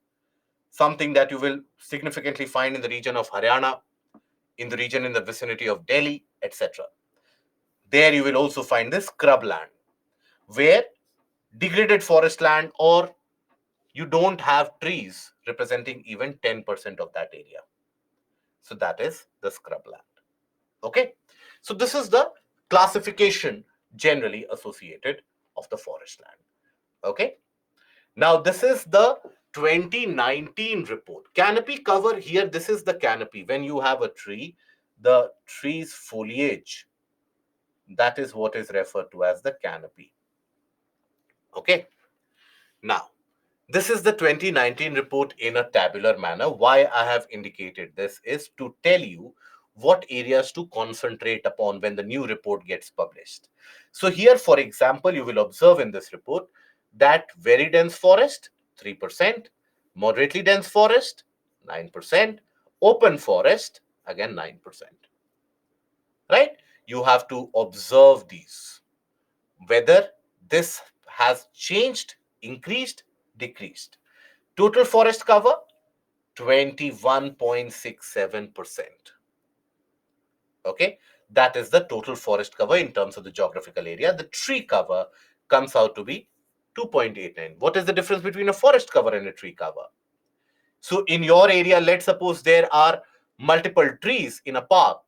You cannot refer to them as a forest, will you? You will refer to them as very dense trees, maybe. That is a tree cover. In the footpath, in the pavement, if let's suppose there is a lot of greenery, will you consider that as a forest? No, maybe a green cover. So like that, total forest and tree cover comes out to be 24.56%. Non-forest land is 76.92. So you have to pay attention to this or this, any of these numbers, ideally this number, changes in the non-forest land and changes in the forest land. I will show you. For example, another thing that the forest report will indicate is that in terms of area, which state has the maximum area of forest. So you will have the top 5 states. Top 3 you can always retain. So Madhya Pradesh, Arunachal Pradesh, Chhattisgarh, Odisha, Maharashtra, these are basically the states where you have a larger aerial coverage of the forest. Significantly, large aerial coverage of the forest is to be found in these areas. Okay, largest is Madhya Pradesh. Then another thing for prelims will be in terms of the percentage of area, that if you consider any state, what percentage of that area is forested. So there, Mizoram, 85% almost, Arunachal, 79%, Meghalaya, Manipur, Nagaland. The irony is that it is in these areas where the rates of deforestation are exorbitantly high, very high rates of deforestation. A combined nexus between the smugglers and the administration, the bureaucracy, has allowed this deforestation to be carried out for decades now. Many of the organizations have made tremendous amount of profit based on the deforestation of these areas. Okay, so this is also relevant for your prelims, that in terms of geographical area, which is the state with maximum proportion of the forest. Okay, then the changes. So the total forest, this is the 2021 report. The total forest and tree cover of the country is 80.9 million hectares, which is 24.62%. This is your 2023. So just as a comparison pointer, earlier it was 24.56. Now it is 24.62. Okay, as compared to assessment of 2019, there's an increase of 2261 square kilometer. Out of this, it has been observed the increase in forest cover has been 1540 square kilometer and tree cover has been lesser than that. The exact data pointers, this is the only exact data pointer that you need to keep in mind. Forest and tree cover across the country, that has increased by roughly around 0.4%. The forest cover has increased, we have seen 5 states with the largest increase in forest cover. This is also relevant for your prelims. Okay, where there has been largest increase in forest cover, which has been observed. Then other highlights, total mangrove cover in the country has increased by 17 square kilometer. Bamboo forests have indicated an increase of 26%, very rapid increase. The area under very dense forest has indicated an increase of approximately 500 square kilometer. So these are some of the facts that you will be required to write it up when a mains question is asked about discuss the India State of Forest report, discuss the changes associated. That is where you have to bring forward these highlights. So the new report will be generated, will be furnished maybe this month or the next month. Keep an eye out and look for the details of that. Okay. We'll take a look at these couple of questions when we come back after the break. So we take a break and we come back after 15 minutes and then we continue with the portion of soil and associated problems.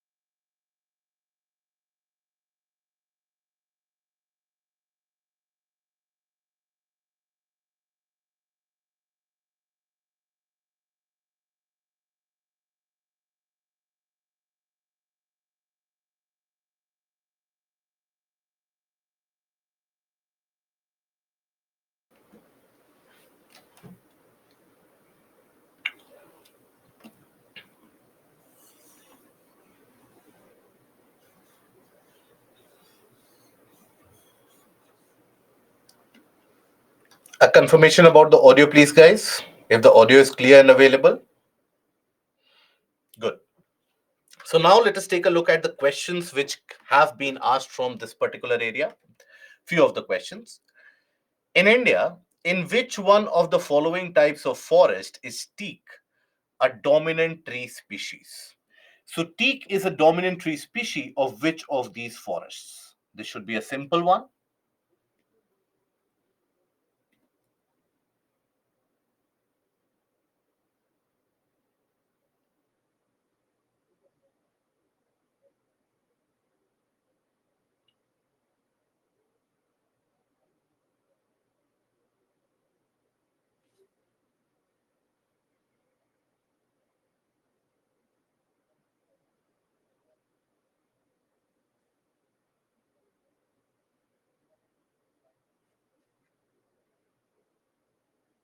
Very good. Majority of you have given the correct answer. So teak is a species of tropical moist deciduous forest. Teak, sal, shisham, sandalwood. These are the examples of moist deciduous. Which one of the following regions of India has a combination of mangrove forest, evergreen forest, as well as deciduous forest? All these three will be found in which region of the country? Think about it.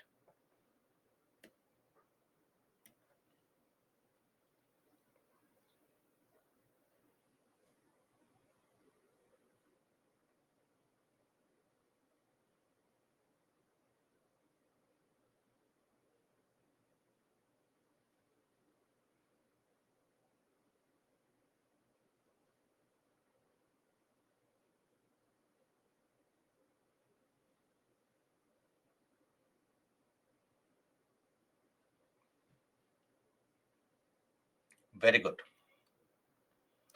So it is in the region of Andaman and Nicobar Islands. When we talk about the other options, North Coastal Andhra Pradesh, there you will never find evergreen forest in existence. So this is incorrect.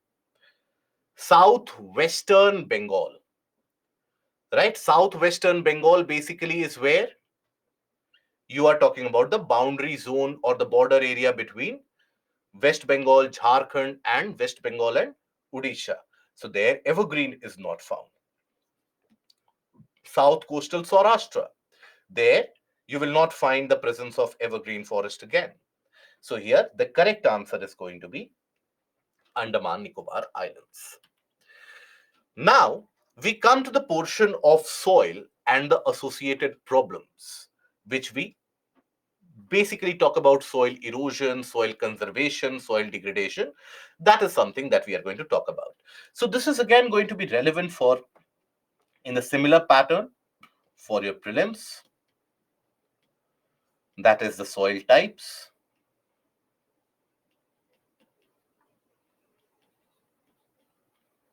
Okay, different types of soil that you find, and then after that, in the same way as we have dealt with the forest, regional spread,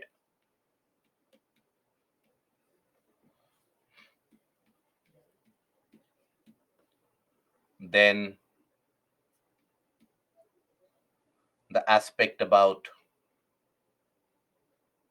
let's suppose,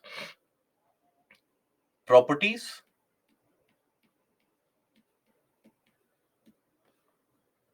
okay, then soil erosion and conservation, and conservation and soil degradation.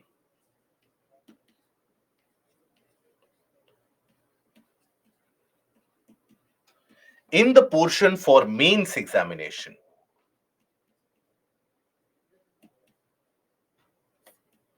you'll find the areas to be asked from about,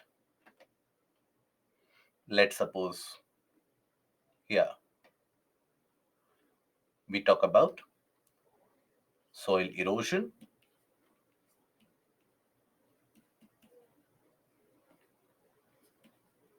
soil degradation, Desertification, again, you will study in the portion of environment, but soil degradation and desertification.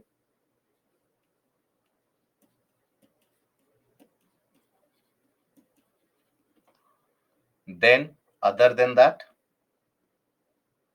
also, you will find areas about conservation of soil.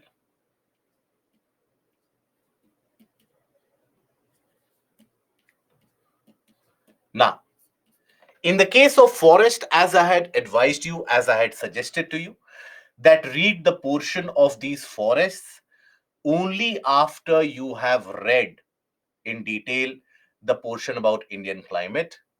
Here also, I would advise you that read the portion of soil after you have read in detail about the portion of the physiography. Indian physiographic divisions, which we have dealt in significant amount of detail. We have spent a lot of time studying about the physiographic divisions of the country. So do study that, do use that in order to understand about the soil distribution. For example, in the northern plains, you will find greater amount of deposit, alluvial soil. So if somebody asks you where you will find alluvial soil, the easy answer will be the northern plains, the Brahmaputra plains, the region of the area of Rajasthan, Bagar and the deltas. Where you will find black soil, in the region of the Deccan Traps, right? So if you are well versed with the physiographic divisions of the country, then this particular distribution of soil will automatically be inculcated in your memory. So that is a kind of a natural progression which will happen. Okay. So here, when we talk about soil, what is soil? So in any particular area, the formation of soil is a long-term process which can take hundreds, thousands, and even millions of years. Because in any particular region, how is it that the soil is created? You basically have the disintegration, the breakdown of the rocks which happens in a particular region. Okay, the complete breakdown of the rocks which happen in a particular region. Those rocks get broken down into smaller fragments. Those fragments then again get broken down into smaller fragments and so on. And like that, you have the soil particles which get created. Soil can also be created or be present in a region as a result of deposits. Maybe erosion has happened somewhere, the river has carried those eroded sediments, has deposited it somewhere. But in majority of the places, you will find that the soil is created as a result of the weathering process of the rocks. Now, this process of weathering is never going to be a short-term process. It is going to be a process which is going to take a very long period of time. Very, very long period of time is going to be consumed by this. Right? So that is the case of soil. Okay, so it is a mixture of rock debris and organic materials which develop on the Earth's surface. It takes millions of years to form. So when we talk about this particular soil in general, here, so how do we talk about when we say the soil is fertile or the soil is infertile? On what basis do we classify a soil to be fertile or infertile? The simplest of the understanding or the simplest of the concept in that case is wherever you basically will observe the soil's ability to support life and life systems, that soil is always going to be deemed to be fertile. Okay, so when we talk about the soil, its ability to support life systems, microbes, plants, etc., that determines its fertility. So fertility of the soil is associated with ability to support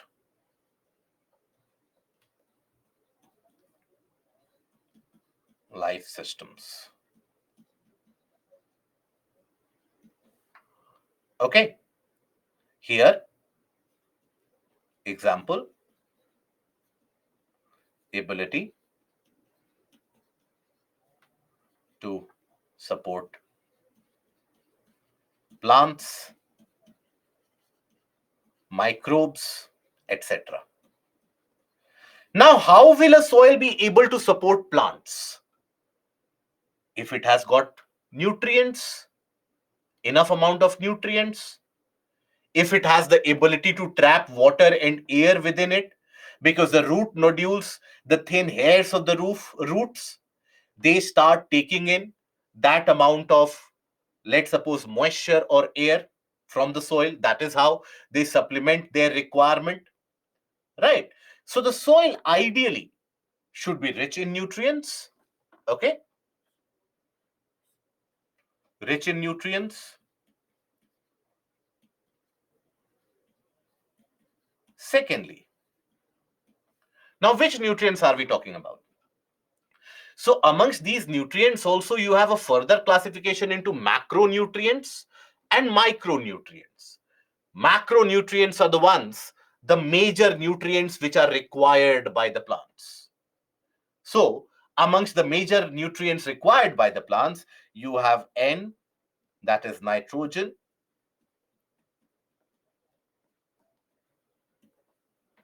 phosphorus or phosphate, and potash.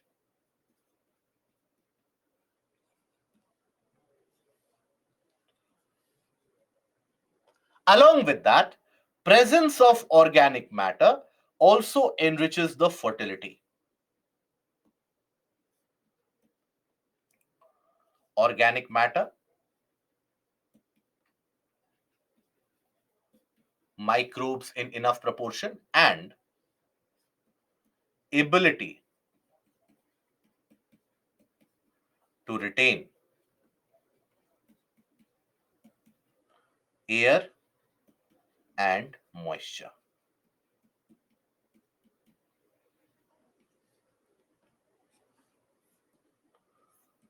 There needs to be that ability to retain air and moisture. Okay, so here, when will a soil have the ability to retain moisture and air within it? If the particles are large, let's suppose the soil has very large grains, then all the water that you provide, the water will seep to the lower layers. So the soil won't be able to retain anything. But if the soil is having a very fine texture, fine grain, small size of the particles, in that case, they will be able to retain significant amount of moisture also, air also. Okay, so here the fine textured soil, so soil of finer texture,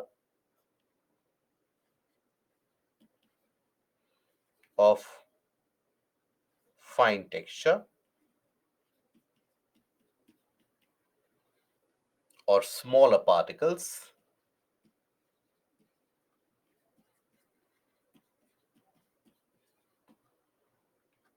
are able to retain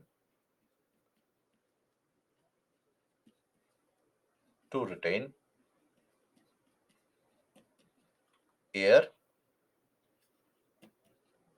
and moisture.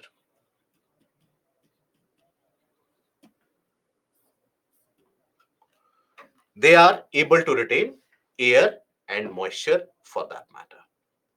So that is the case with soil. Now, the process of formation of soil is dependent on a variety of factors.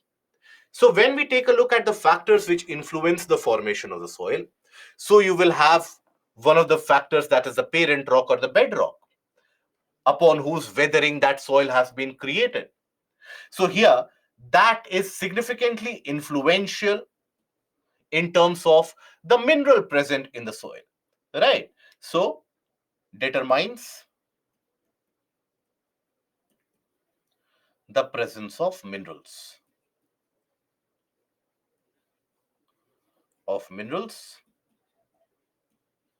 and nature of the soil.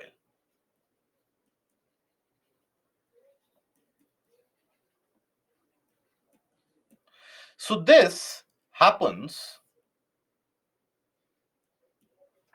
when we talk about this here. For example, if you take the case of the black soil, example, if you take the case of black soil.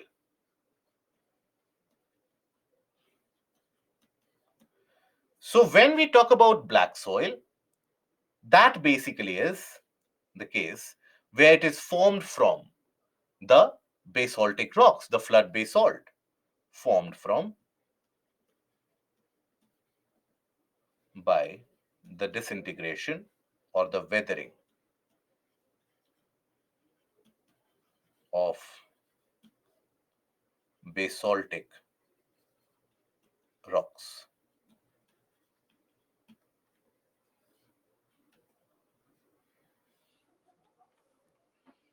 Okay, the flood basalt. That is why black soil has got its own unique properties.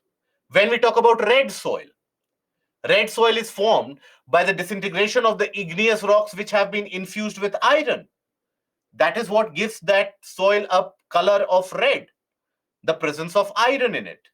Okay, then you have the influence of climate, temperature, rainfall conditions.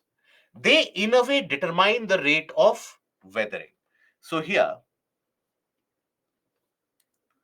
temperature and weather and rainfall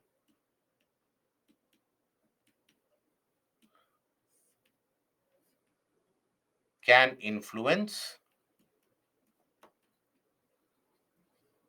the rate of weathering. And there is another impact. And that is basically this temperature and rainfall can also change the property of the soil. For example, when we talk about temperature and rainfall conditions, for example, wherever you have the soil, red soil, for example, red soil due to the presence of iron. But if the same red soil is present in the region of high rainfall, then it will become yellow. Why? Because the iron present in it, the iron which was imparting the soil the red color, that iron which is present in the influence of heavy rainfall, iron gets converted into hydroxide. It changes into a hydroxide form. So that is where you basically will have the yellow color. Okay, for example, when you consider laterite soil, very infertile, but generally found in areas where you have alternate wet and dry season, heavy rainfall followed by very bright sunshine. So whenever you have that heavy rainfall, all the nutrients, they drain down to the bottom, taking the fertility out of the soil. But simultaneously, let's suppose in a region there is substantial variation in terms of temperature observed during the day and the night, or during the summer and the winter. If there is a substantial temperature variation, rainfall variation, rocks will get weathered much quickly, and they will be weathered to the finest degrees, to the smallest particles. Soil formation will be accelerated. Then vegetation and other forms of life, they influence the organic matter present in the soil. Influence the presence of organic matter. Organic compounds. That is humus. What you would have studied as humus, the dark brown coloration of manure that you would have seen. So that is basically humus. Then time, greater the time taken for the formation, more finer the particles of the soil will be because of continuous weathering and degradation, isn't it? So greater the time taken,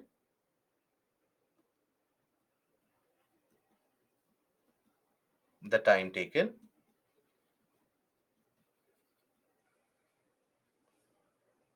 finer particles are formed. actions of running water. Now, finer particles we have seen is more fertile as compared to the coarse or the larger particles. Then actions of running water, wind, and glaciers. Now, these will carry out the process of deposition here. These will carry out the process of deposition. Okay, significant amount of deposition. So creation of alluvial soil, for example, will be determined by how much amount of erosion and deposition is being carried out by the different soil types. Activities of decomposers, various different bacterium, fungi, even earthworms for that matter, they help in the process of decomposition by breaking down the dead leaves, etc. So these will always enrich the soil with the organic compound, enriches the soil fertility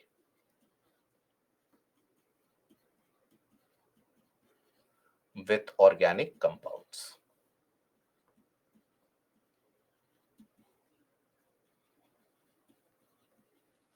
Okay. Other than that, the chemical and organic changes which take place, they are also equally relevant. So these are the various different factors which influence the formation of soil. Now, we come to the various different layers of soil. So when we talk about the layers of soil here, you have to understand that there is something which we refer to as soil profile. What is this soil profile? So from your own memory, from your own childhood memory or even your recent memory, if you recall, if ever you have dug into the ground, initially you'll find the smaller grains. Slowly and steadily, if you keep digging, you will find larger stones. If you keep on digging further, you will find larger rock pieces. And eventually you will hit the rock bed, which has not been weathered, which has not been broken down. So that is where you will find the presence of various distinct and different layers associated and available. So when we say and when we talk about the layers of soil here, so vertical section of the soil which shows different layers, that is the soil profile. It consists of various different layers. Third point, vegetation and other forms of life. Let's say worms, etc., which are present. If they are present, they will enrich the soil, the texture of the soil, because they will consume that, excrete that, provide aeration to the soil, provide organic matter and content to the soil. So that is the other forms of the soil. Okay. So here, all the fertility and the finest grade of soil is present in the top layer. The fertility of the soil and basically the finest layer of the particles that is present in the topsoil or the upper soil layer. So that is where this is the finest particles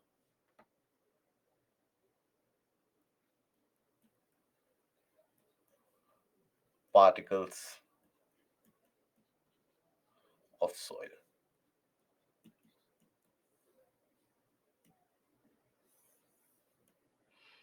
Okay, this is the most fertile layer, the upper layer.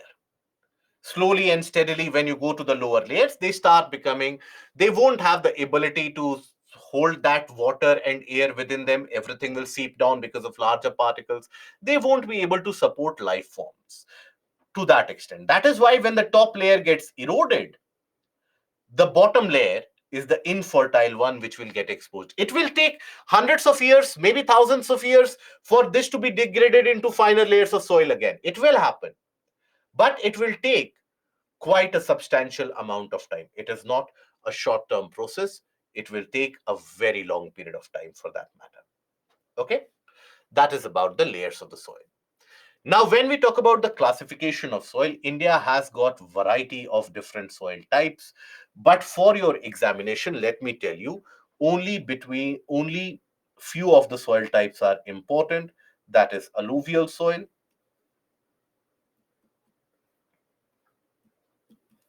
black soil,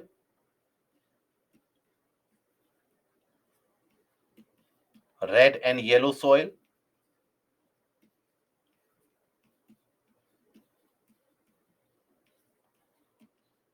and laterite soil.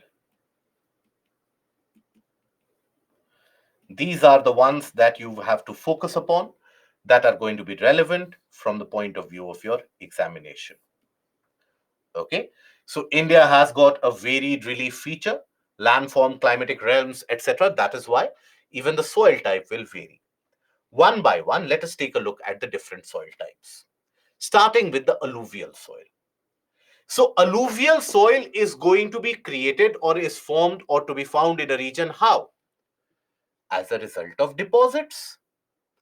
As a result of deposits carried out by the various different rivers or by glacial action. That is how the soil will be created. Now, where will it be found in India? It will be found in the northern plains, in the region of Punjab, Haryana, in the area of even Assam plains, West Bengal, then in the deltaic region across eastern coastal plains.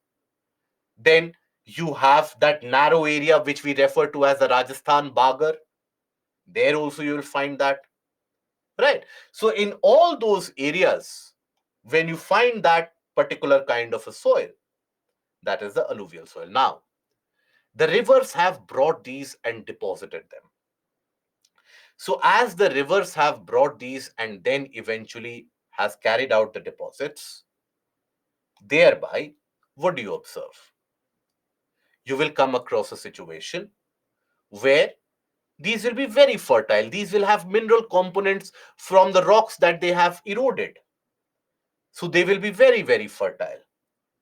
Okay, they will have some of the organic particles also, because maybe they rivers, they would have carried these rocks, rock particles, etc. They would have carried out dead plants, dead litter as well. So that would have augmented the fertility.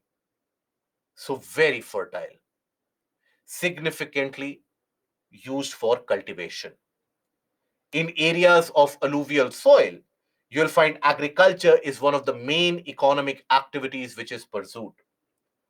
That is why the alluvial soil regions are very densely populated also, because significant amount of population wants to utilize each and every parcel of land. In the peninsular part of the country, alluvial soil will be found immediately in the vicinity of that river and then in the deltas that they form. Okay, so it covers almost 40% of the total land area of the country. The entire northern plains are made up of the alluvial soil, extend into the region of Rajasthan and Gujarat also through a narrow corridor. Eastern coastal plains, particularly the deltas of Mahanadi, Godavari, Krishna, and Kaveri. These soils are depositional, transported and deposited by rivers and streams of the important rivers in the north, the Himalayan rivers, the Indus, Ganga, and the Brahmaputra rivers. Now, alluvial soil we have seen that based upon their age, they are basically classified into two types. You have the older alluvium, Bhangar, and the newer alluvium, that is Khadar. In this case, however, Khadar, the newer alluvium, is going to be more fertile because it is continuously going to enrich the mineral component in that area. Older alluvium, where whatever mineral would have been present, is not being replenished. That mineral is not being recharged. But when we talk about newer alluvium, it is getting replenished and recharged on a day-to-day basis. So here, that newer alluvium is more fertile,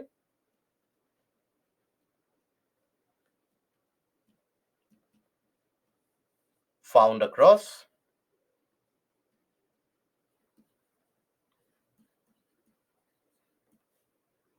the river banks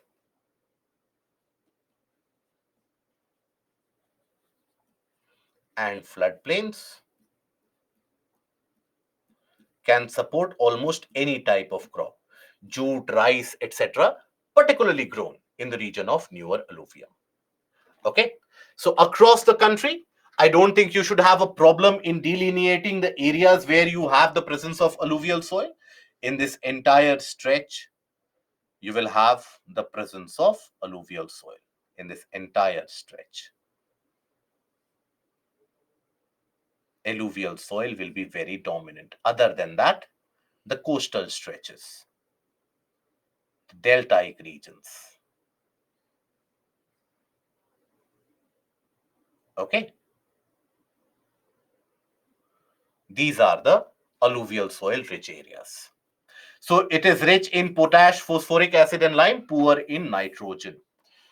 Now, why is it that almost all the soil types are poor in nitrogen? All the soil types that you come across, they are poor in nitrogen. Why?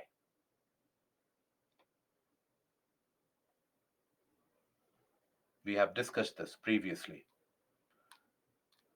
Good, Mansi, Prerna, Krishna, Ritika, Sakshi, Tasneem, Shahid. Ankush, why is it so? Khushi, correct. Lishi, correct. Jyoti, partially correct. Besti, correct. Chetsha, partially correct. See, this is the best answer. I'll not take the name. Ankush, correct.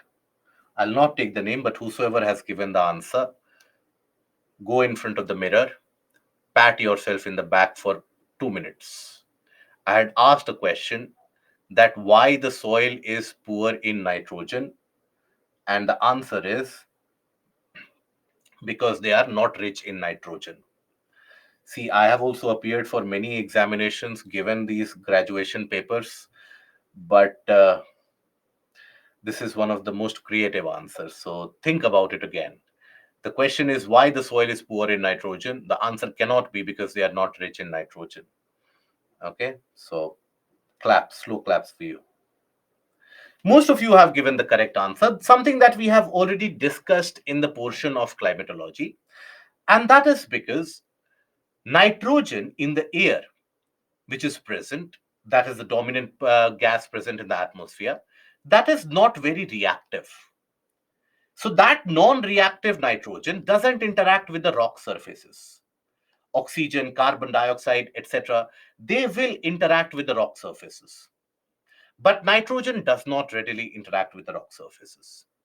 So as a result, as a consequence of that, what you will come across is the fact that these rocks, they themselves lack nitrogen compounds, nitrates, etc., that is not present in the rocks. So if the parent rocks themselves, they don't have it, then the soil created as a result of that obviously will be poor in nitrogen. That is why nitrogen deficiency is a common denominator across almost all the soil types. Now here, they are ideal for the growth of sugarcane, paddy, wheat, and other cereal and pulse crops. Due to its high fertility, regions of alluvial soil are intensively cultivated and are densely populated as well. Okay? Now, then comes the black soil, unique soil kind. This particular black soil is formed from flood basalt. Flood basalt, why I'm using the term flood basalt? Because the basaltic lava spreads almost like water. It spreads across a large distance almost like water, very fluidic. And basaltic rocks, I don't expect many of you to give the correct answer here, but still apply your mind. We have discussed it earlier. Which of the rocks will be more denser, basaltic or granitic rocks? Which will have greater density, basaltic or granitic rocks? Beautiful. Very good. It is basaltic rocks. Very good. So that is what is going to have a higher density. Which of these rocks are more prominently to be found in the oceanic crust? Basaltic rocks or granitic rocks?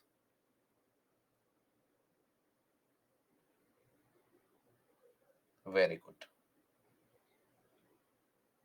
So see, all of you know this. Very nice. This gives me the satisfaction that even though we have taken larger amount of time to cover the portion of geomorphology, climatology, etc. This gives me the satisfaction that it has gone inside the mind. Very nice. So, basaltic rocks and their presence, that is not very widespread across the land areas. Across the land areas in the volcanoes and the volcanic eruptions, the igneous rocks that you find, they are mostly granitic rocks, granitic rock varieties. Basaltic rocks, which are denser, darker in appearance, they get erupted majorly in the region of the hotspots, volcanic hotspots. Now, Deccan Traps is a region of these volcanic hotspots.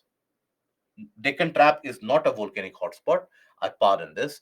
I pardon you for this. Basically, Deccan Traps have been created as a result of a volcanic eruption from a hotspot. So, which hotspot are we talking about? We are talking about the region of the Reunion Island hotspot. It is in that area of Reunion Island hotspot where you have that flood basalt, and that spread across the entire area for the formation of Deccan Traps. So when that rock has gotten degraded, those darker rocks have been degraded, disintegrated and weathered, black soil is formed. This is what is also referred to as regular soil. I don't know how many of you have basically seen the black soil or held black soil in your hand. You'll find one very unique property of the black soil. Those of you who basically directly indirectly associated with agriculture or living in the areas of Malwa Plateau in Madhya Pradesh, the region of Deccan Traps in Maharashtra, northern Karnataka, parts of Andhra Pradesh. If you observe these black soil, if you hold them together, let's suppose, and try to form a tight grip, the black soil will regain the shape much better than maybe a normal soil will do. And you will observe that the particles are very small.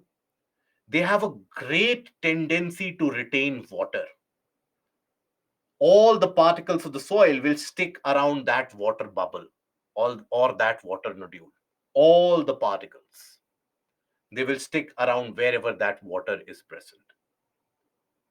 So that is where you will have or you will find the presence of black soil. Now, this tendency that it sticks around water basically makes that black soil able to retain water for a longer period of time.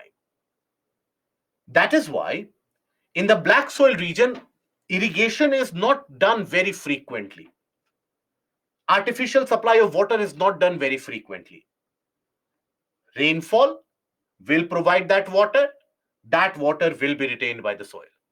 Crops like cotton, for example, which you grow immediately after the monsoon rain, you allow it to grow for 6 to 7 months, right?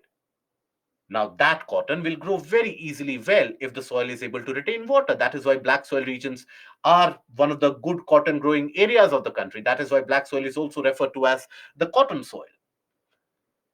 Now, here, what happens during summer?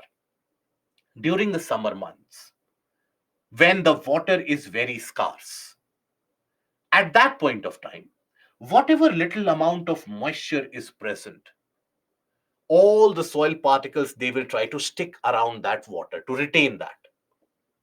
So as a result of that, on the surface, they will open up large cracks and large gaps on the surface. Right? So here, if you can imagine this. So as the lower layers will stick together on the surface, they will open up large gaps. Through these large gaps, air can penetrate, oxygen can penetrate. That serves the purpose which you achieve otherwise by plowing. When you plow the land, why do you plow the land? In the process of plowing, you upturn the soil, isn't it? The lower layers, you bring it up, the upper layers, you simply mix it up. Why do you do that? So that there is a mixture which is attained, and also air penetrates into the deeper region, because remember, the soil has to trap that air to support the plant growth. After growing crops continuously and irrigating the farmland, the soil becomes compact. That is why you have to plow it. That releases greenhouse gases as well, but that is the process of tilling and plowing. Now, in the case of the black soil, during the dry season, it automatically, because the particles have that hygroscopic property, they attract water, they are attracted to water, they retain water. So wherever they will try to retain water, they will open up large cracks on the surface through which oxygen and other air particles can go inside. That is why this soil is also said to possess the property of self-plowing. That property of self-plowing is present. Okay? So that is basically, black soil is also known as the rigor soil. Ideal, so it is formed by the, remember this question was directly asked in 2021 prelims. I think it was 2020 prelims. You had a direct question from this which was asked, that which of these soil is formed by the weathering of flood basalt. Majority of the candidates there, they started wondering about what is this flood being talked about. That is why in geomorphology we have spent considerable amount of time talking about this flood basalt as well. Okay, so formed by the disintegration of flood basalt. Questions have been repeated from black soil multiple times. By the weathering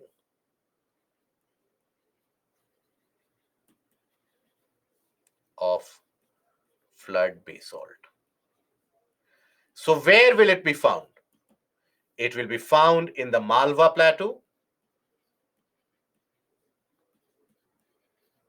southwestern region of Madhya Pradesh, that is, and the Deccan Traps. So that is why I told you that if you are well versed with the portion of physiography, this is a natural deduction. This, as well as the portion of minerals and industries, is a natural deduction from that. So it is ideal for growing cotton and is also known as the black cotton soil. Climatic condition along with the parent rock material are the important factors for the formation of black soil. Okay, these are the important factors for the formation of black soil.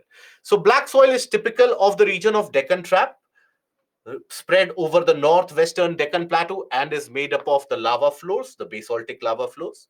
So the plateaus of Maharashtra, Saurashtra, the Malwa region in Madhya Pradesh, Chhattisgarh, and even in the region of Andhra Pradesh and areas of Karnataka, that is the Krishna and the Godavari river valleys, there also you'll find that black soil.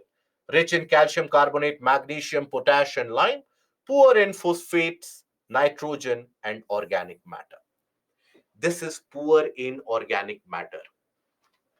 Why? Apply your logic.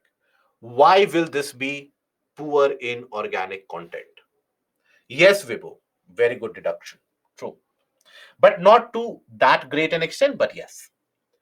Why is this soil going to be poor in organic matter? Simple. Very good, Amritansh. Sakshi, very good. Bhimare, correct.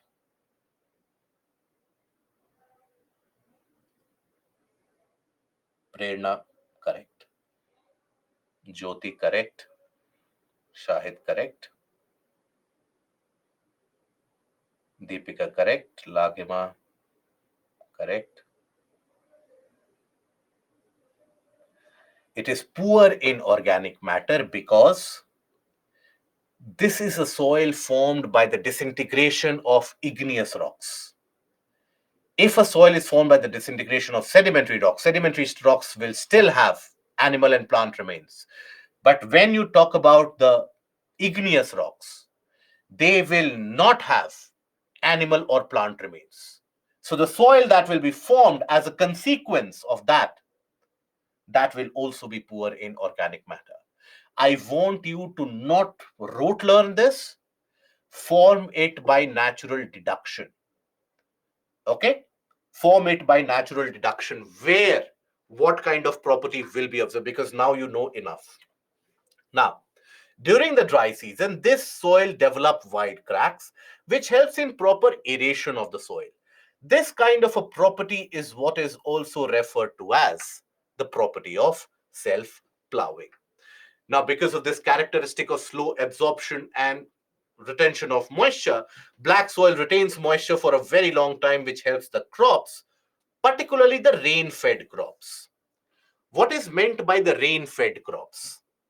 These are those kind of crops which can grow only with the availability of rainfall.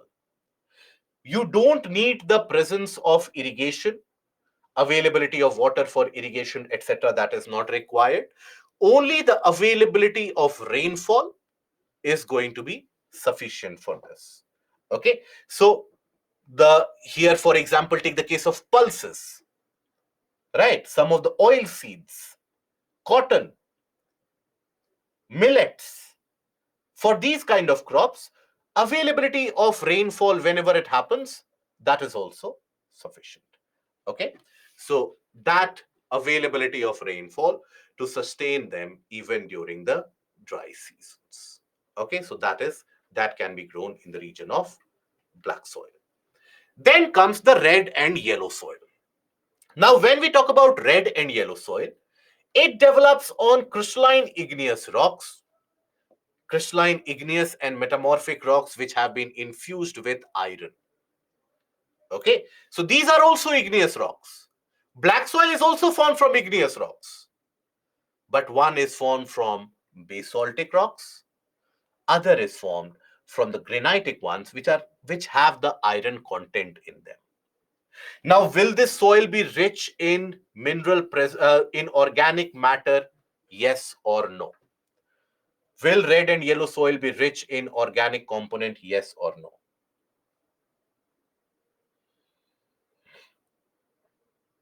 Very good. Most of you are correct, except 2 to 3 of you. All of you are correct. So hold that answer to you. We will come to it. So it develops on the crystalline igneous rocks. Already I told you that this red coloration is provided by the presence of iron.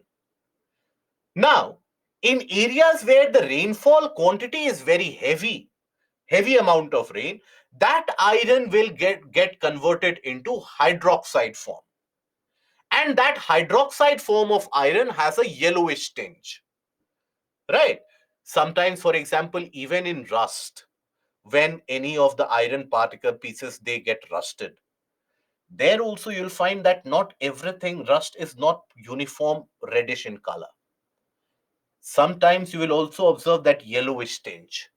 That is the hydroxide form of iron. So similarly, this soil, when it has got exposure to high amount of rainfall, there it turns into hydroxides and yellow soil. So where will it be found? In the older plateau areas. In the region of Chota Nagpur Plateau, Bastar Plateau, Karnataka Plateau, parts of Telangana Plateau, in the region of Bundelkhand. In all these areas, you will find red and yellow soil. So in the immediate leeward side of the Western Ghats, the Piedmont zone of Western Ghats, very less rainfall, red soil. Chhattisgarh, for example, higher amount of rainfall, yellowish soil.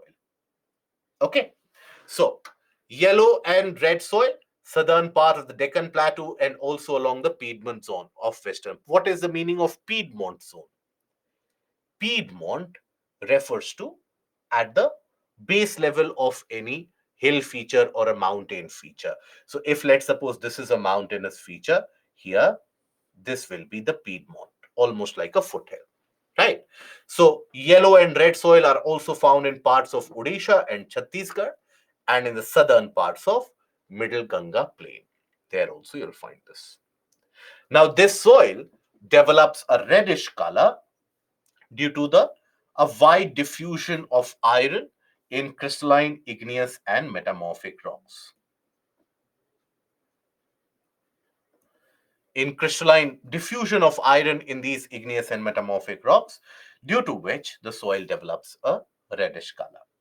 It turns out to be yellow when it occurs in a hydrated form. So yellow in areas of higher rainfall.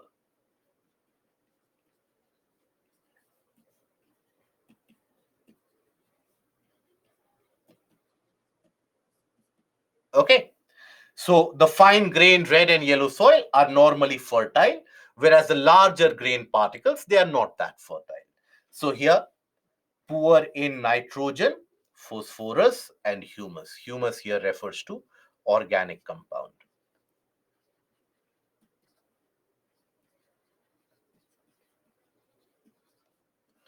So as I told you, most of you are correct. Why it is poor in organic compound? Because formed from the disintegration of igneous and metamorphic. The same logic of the previous portion, the same logic you apply here. Okay. Now, here, the distribution of soil, if you have to draw, it is very easy. You don't have to rote learn this map. It will take some time to perfect, but you don't have to rote learn. See, when we talk about the northern plains, alluvial soil, that alluvial soil will extend slightly to the west of Aravallis, where the alluvial deposits have been carried out by the small streams from the Aravallis. Small rivers, some of the rivers extending all the way till the Gujarat. They would have, for example, Mahi, Sabarmati, etc. Then after that, the entirety of the region of Peninsula Plateau, if you consider. In the region of the Deccan Traps and Malwa Plateau, black soil, flood basalt area. And rest of the plateau area, either red and yellow soil, or in the coastal area, alluvial soil. Okay? That is the soil distribution. Very easy to draw. Now, and in the exam, you don't have to be picture perfect like MF Hussain in order to draw this. You can take some liberties as long as you are indicating the rough portion where that soil is to be found or where that soil is formed. Then the laterite soil. Laterite soil you might have come across in your surrounding also. Laterite soil, they also appear reddish in color. Okay, they also appear reddish. Reddish. I will show you the laterite soil itself. This is the laterite soil. Now here what happens is, these are typically to be found in those areas where you have significant amount of rainfall followed by dried conditions. So when you have that rainfall, excessive amount of rainfall, what that rainwater does, carries the various different salts to the lower layers. So all the various different salts, nutrients, etc., they are carried to the lower regions, to the lower layers. So as a result of that, what will happen? The top layer will be drained of fertility. The top layer will not have that fertility at all, isn't it? And then the dry season makes it harder, very hard. This laterite soil, basically, because all the salts are, all the various different salts, everything is drained to the bottom. This is acidic. Okay, acidic in nature, not very fertile, very hard.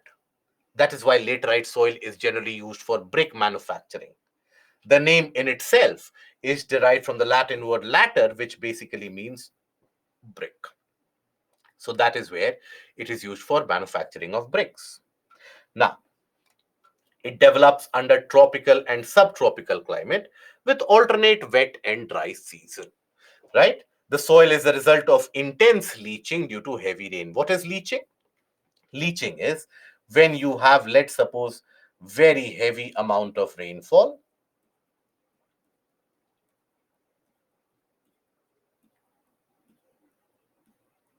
Then all the nutrients along with the liquids, they are drained to the lower levels. They are carried to the lower levels. That is what we refer to as the process of leaching. So after proper conservation techniques, particularly in the hilly areas of Karnataka, Kerala, and Tamil Nadu, this soil is being used for the cultivation of tea, coffee, even for that matter, tapioca in the region of these areas and Andhra Pradesh also. So, if you carry out proper conservation methods, proper drainage system, etc., this soil is also cultivable. Okay, so red laterite soil in Tamil Nadu, Andhra Pradesh, and Kerala are suitable for crops like cashew nuts.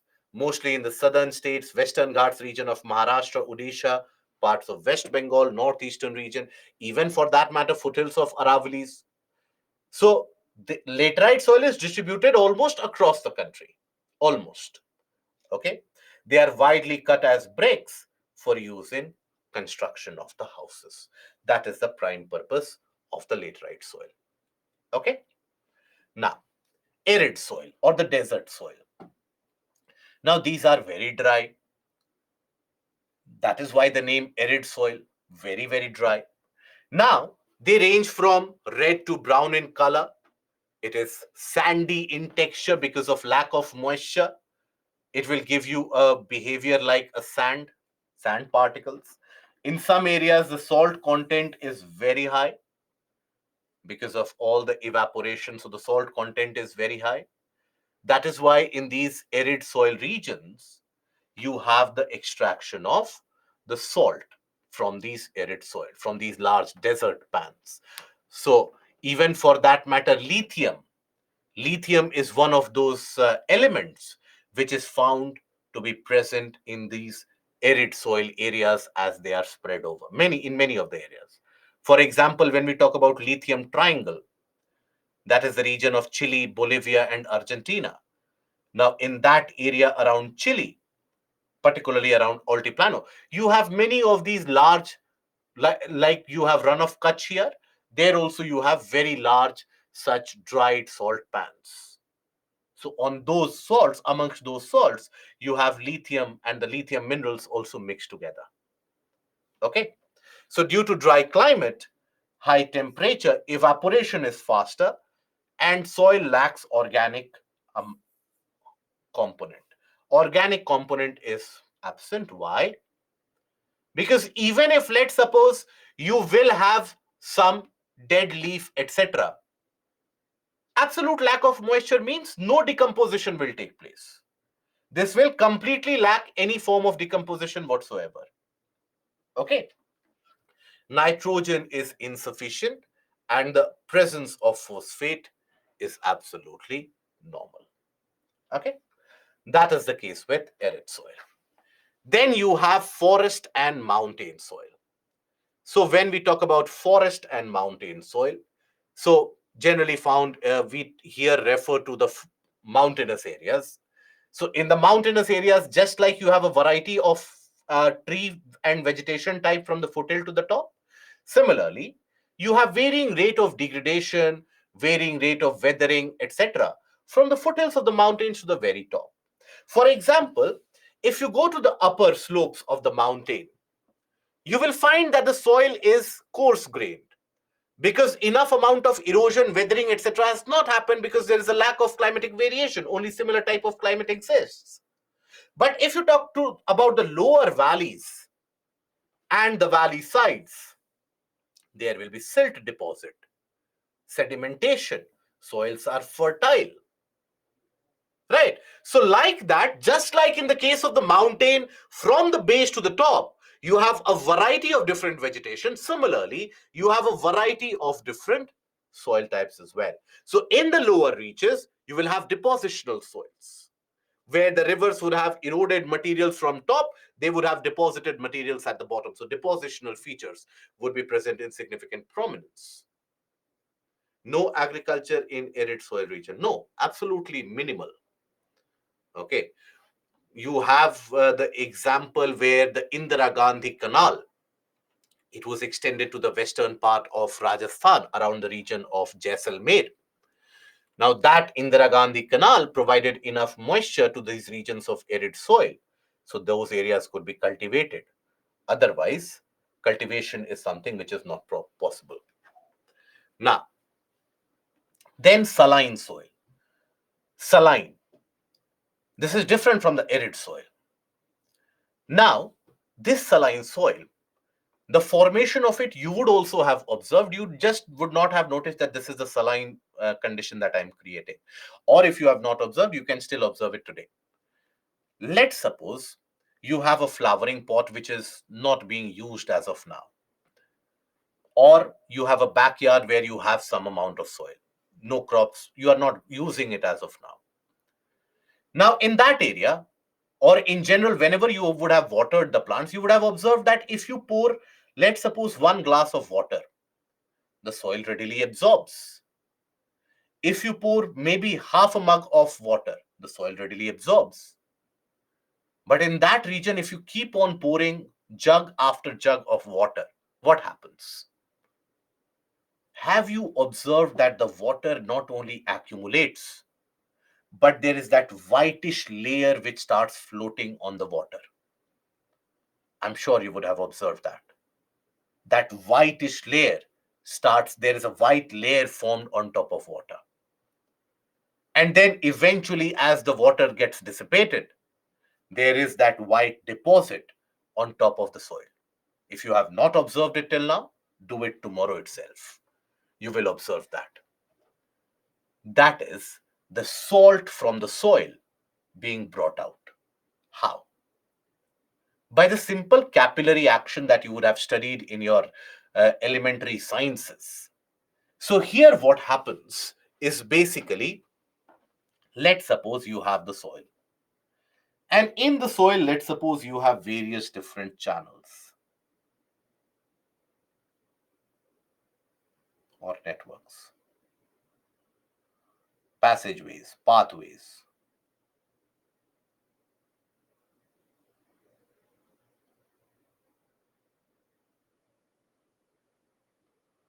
Okay, various different passageways and pathways are there.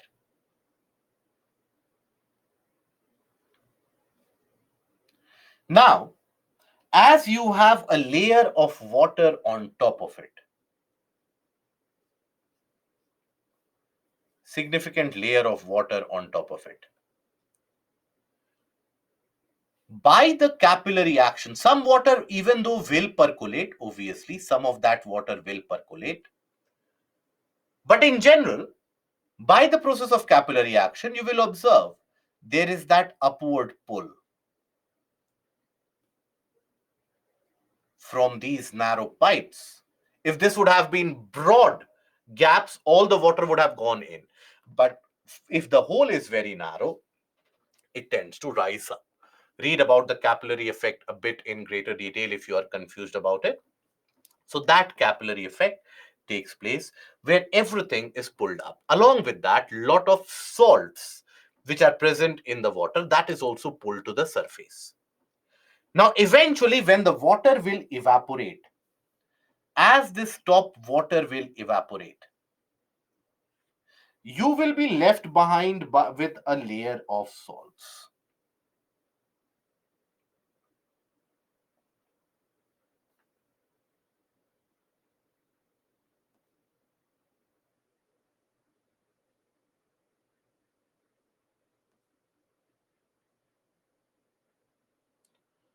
Okay, that is where the soil will appear almost whitish. It is not the common salt, but the salts which are present in the soil, everything will be pushed up. And try to touch the soil after that. It becomes very hard, impermeable almost. So the supply of air, moisture, etc., that permanently gets disturbed and damaged. So when will this soil be found, or where will this soil be found? Where you don't have proper drainage system, where you have lot of water logging, accumulation of water. If, let's suppose, the water would have been able to penetrate, saline soil would never have been formed. Where you have lot of accumulation, water logging. So where does that happen? Excessive irrigation. People switch on the tube wells late at night, it continues till early morning. The ground or the farmland is flooded. Next morning, when the sun rises up, all that water evaporates, leaving behind that layer of salt, making the soil very hard. So, in all those green revolution areas, that is Punjab, Haryana, Western UP, the success stories of green revolution where irrigation facilities were made available decades back, in those areas, you will observe that you have this create the presence of saline soil now. Soil is becoming saline because of process of over irrigation, and that is making the soil infertile. So how do you improve that? By improving the texture of the soil so that the soil can retain moisture, so that waterlogging doesn't happen. So either you provide better drainage network, or you ensure that waterlogging doesn't happen at all. How do you ensure that waterlogging doesn't take place? You basically add gypsum powder. Gypsum powder is acts like an absorbent. Okay, so it improves the texture of the soil. So saline soil, also known as usar soil, infertile, contain a larger proportion of sodium, potassium, magnesium, and thus they are infertile and do not support any vegetative growth. There is more salt, largely because of dry climate and poor drainage in arid and semi-arid areas and in waterlogged and swampy areas. So areas of intensive cultivation with excessive use of irrigation, especially in areas of green revolution, Punjab, Haryana, Western UP, has observed the large-scale formation of saline soil, where the alluvial soil is turning out to be saline. The fertile alluvial soils are becoming saline, and the farmers are advised to add gypsum to improve the water retention capacity, improve water retention capacity,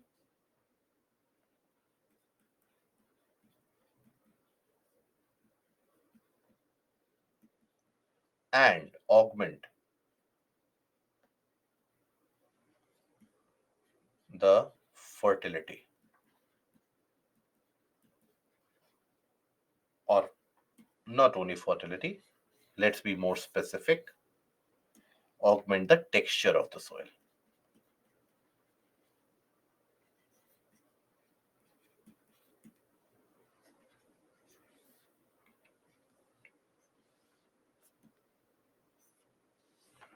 Okay, and thereby augment the texture of the soil. Now, soil erosion, something that you would have read from your childhood days. What is soil erosion? The removal of top layer of soil. What removes the top layer of the soil? Or how is the top layer of the soil removed? Let's suppose if the soil is very loose, there is no vegetation or the roots of the trees which to bind the soil in its own place. Or along with the loose soil, if you have heavy rainfall, very heavy flow of movement of wind or flow of water, it will carry the topsoil away, isn't it? So that is the case of soil erosion. Okay. Roshan, no, today is not the class. Tomorrow and day after tomorrow also we have class. Don't worry.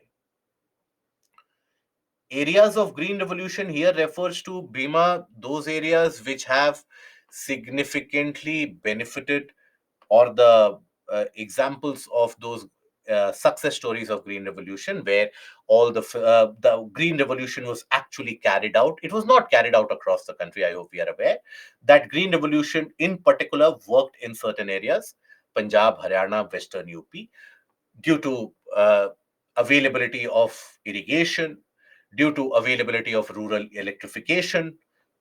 Roads were built, electric lines were laid so that tube wells could be installed in the villages. Then basically you had the financing which was provided to the farmers, land reform was done, fertilizers were provided, better variety of seeds were provided in these areas. So that is why these areas turned out to be very productive, right? Regardless of whatever the misconception prevalent nowadays is, that the farmers in those areas, they are more hardworking, that is why you have a better productivity. That might be true or not true, but that region has got multiple different benefits which have been provided. That is why there has been an increase in the food production that during the entire process of green revolution, something we'll study in the next module. Why laterite soil is acidic? Because all the salts are drained or leach to the lower layers, leaving the topsoil to be devoid of salts or alkaline matter. That is why it is acidic. Okay. Now, soil erosion is the removal of topsoil layer, either because if the agent of nature moves with a very high speed, like water, or if there is nothing to bind the soil or hold the soil in its own place. That is when soil erosion is very common. It is very persistent. So here, when we talk about soil erosion, basically, let's suppose you have loose soil, no vegetation. And again, I would ask you, recall from your memory, you would have observed this. If you have not observed these things about the soil, about the region around you, then basically, high time in your life that you should know this. When the raindrops fall, if the soil is loose, have you observed that a small splash is created? A small splash is created where some particles of soil, they are displaced to the surrounding areas. That is also a kind of erosion because the top layer is getting removed. Continuous occurrence of rainfall in this area will mean what? The entire topsoil will loosen up. And accumulation of water, as the water flows, it will carry the topsoil along with it. This is what is also referred to as splash erosion. A splash is created as a result of these raindrops. That is why splash erosion. So, you will observe that the denudation of the soil cover and subsequent washing down, that is described as soil erosion. The processes of soil formation and erosion, they go on simultaneously, right? And generally, there is a balance between the process of formation and the erosion of soil. There's a general balance. Now you have variety of different categories of erosion depending upon how that erosion has taken place. This is what is known as the sheet erosion. Sheet. So whenever you think about the term sheet, always in your mind it would come something which is very thin. So in an area which is devoid of vegetation, if there is rainfall, you would have observed that in your region also when the rainwater comes, it is not as if the water moves like uniformly from the entire area. It will form some channel of flow. It will form a pathway. So wherever the soil is significantly loose, you will observe that the water will tend to flow from here, taking the topsoil away. Now, from far away distance, it is not easily observable as well. But indeed, that water has been, that topsoil has been carried away, isn't it? That is the case of sheet erosion, where the top layer has been eroded. Now, here, let's suppose this region receives rainfall again. Where will the water have the tendency to flow? Will the water have the tendency to flow from here, 1 or 2? From which region will the water have the tendency to flow if there is rainfall again? From 1 or 2? Very good. From the region of 2. Why? Because there is already a kind of a depression. Right. So oftentimes in these areas, multiple such erosion takes place, forms very narrow and small channels utilized by rainwater, where the topsoil has been completely taken away. That is the rill erosion, where if you observe a particular sloping area, let's suppose if you observe a particularly sloping area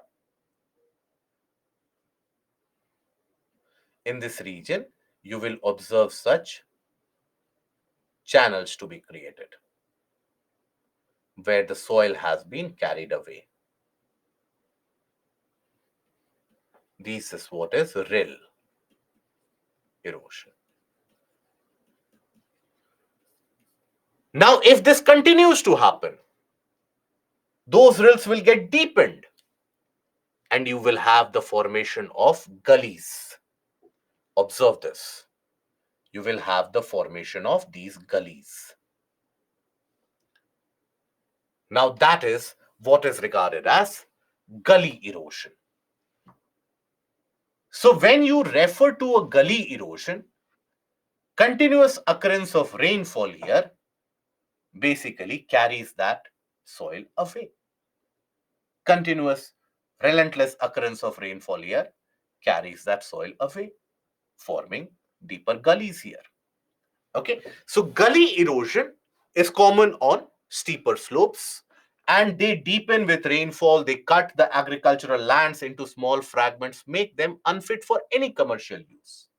In that region, you will have, in any of these areas, you will have multiple such gully like structures to be created that won't be fit for any kind of use. So, what is the consequence that you have as a result of that? There will be a kind of unutilizable landform where water will be filled up only after rainfall. Otherwise, these will be the regions of barren areas. This is what is also known as badland topography.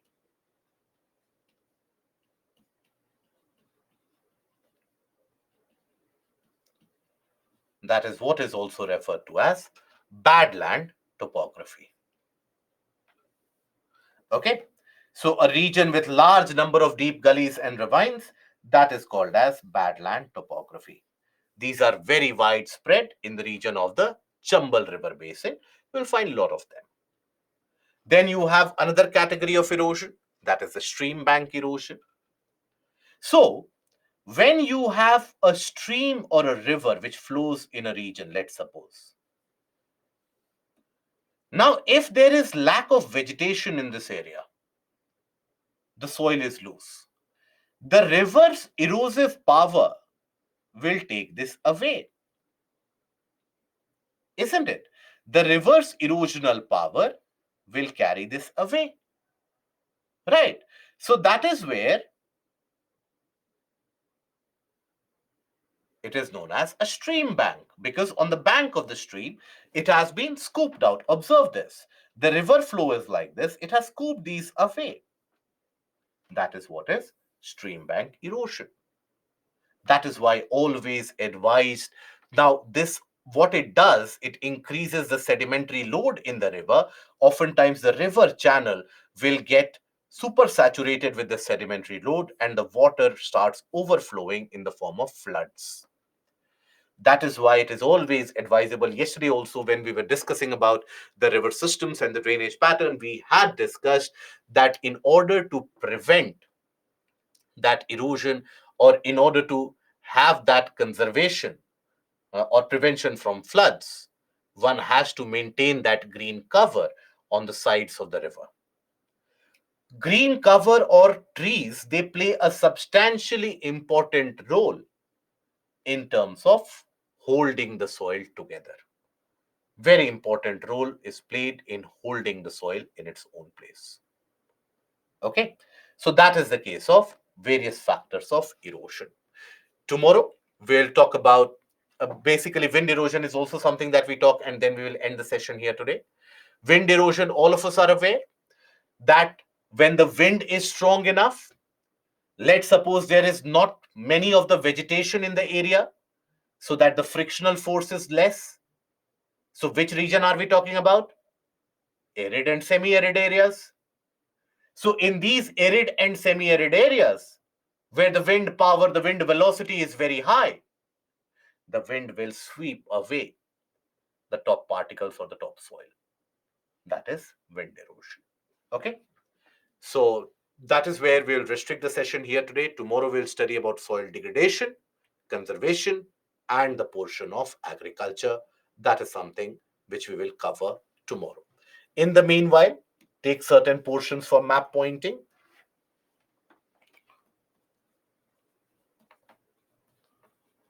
Not everybody does that, but those of you who do, enough for me. So Locate the region of Baghelkhand,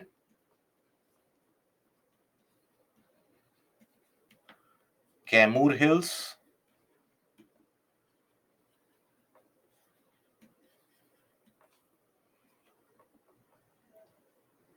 Gavilgarh Hills,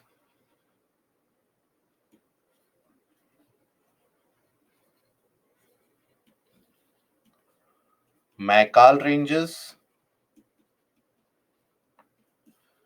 Look at the state boundaries also in this case, guys. Dandakaranya,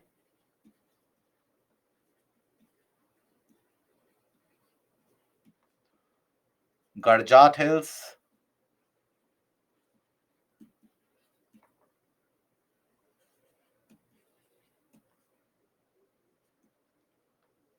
then Javdi, okay, Nilgiris,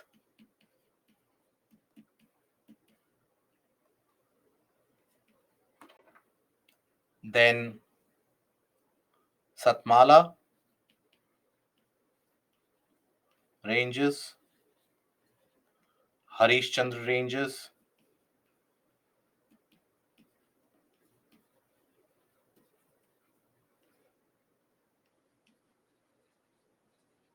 okay, and I want you to look at river Mahi. It has got a unique property based upon location. Locate it, we'll talk about it tomorrow. How rivers form both infertile sand deposits and fertile alluvium at the same time, not in the same region, right? River will never form sand deposits. Rivers generally, if the availability of moisture is there, it will form silt. When the conditions become very dry in that area, that is when you will find the that to become sandy and dry thereafter. If it becomes sandy, organic matter will not be present there. Provide moisture, cultivate it, it will be found to be fertile. The sixth, what is the sixth point? Garjat Hills. Okay. So this is where we'll restrict the session here today. We'll start from that, from the portions here tomorrow, and agriculture is what we will cover tomorrow. Till we meet again tomorrow. We'll meet tomorrow also, day after tomorrow also. Okay. Do take care of yourself. Goodbye. Thank you for being so patient. Good night and have a nice day.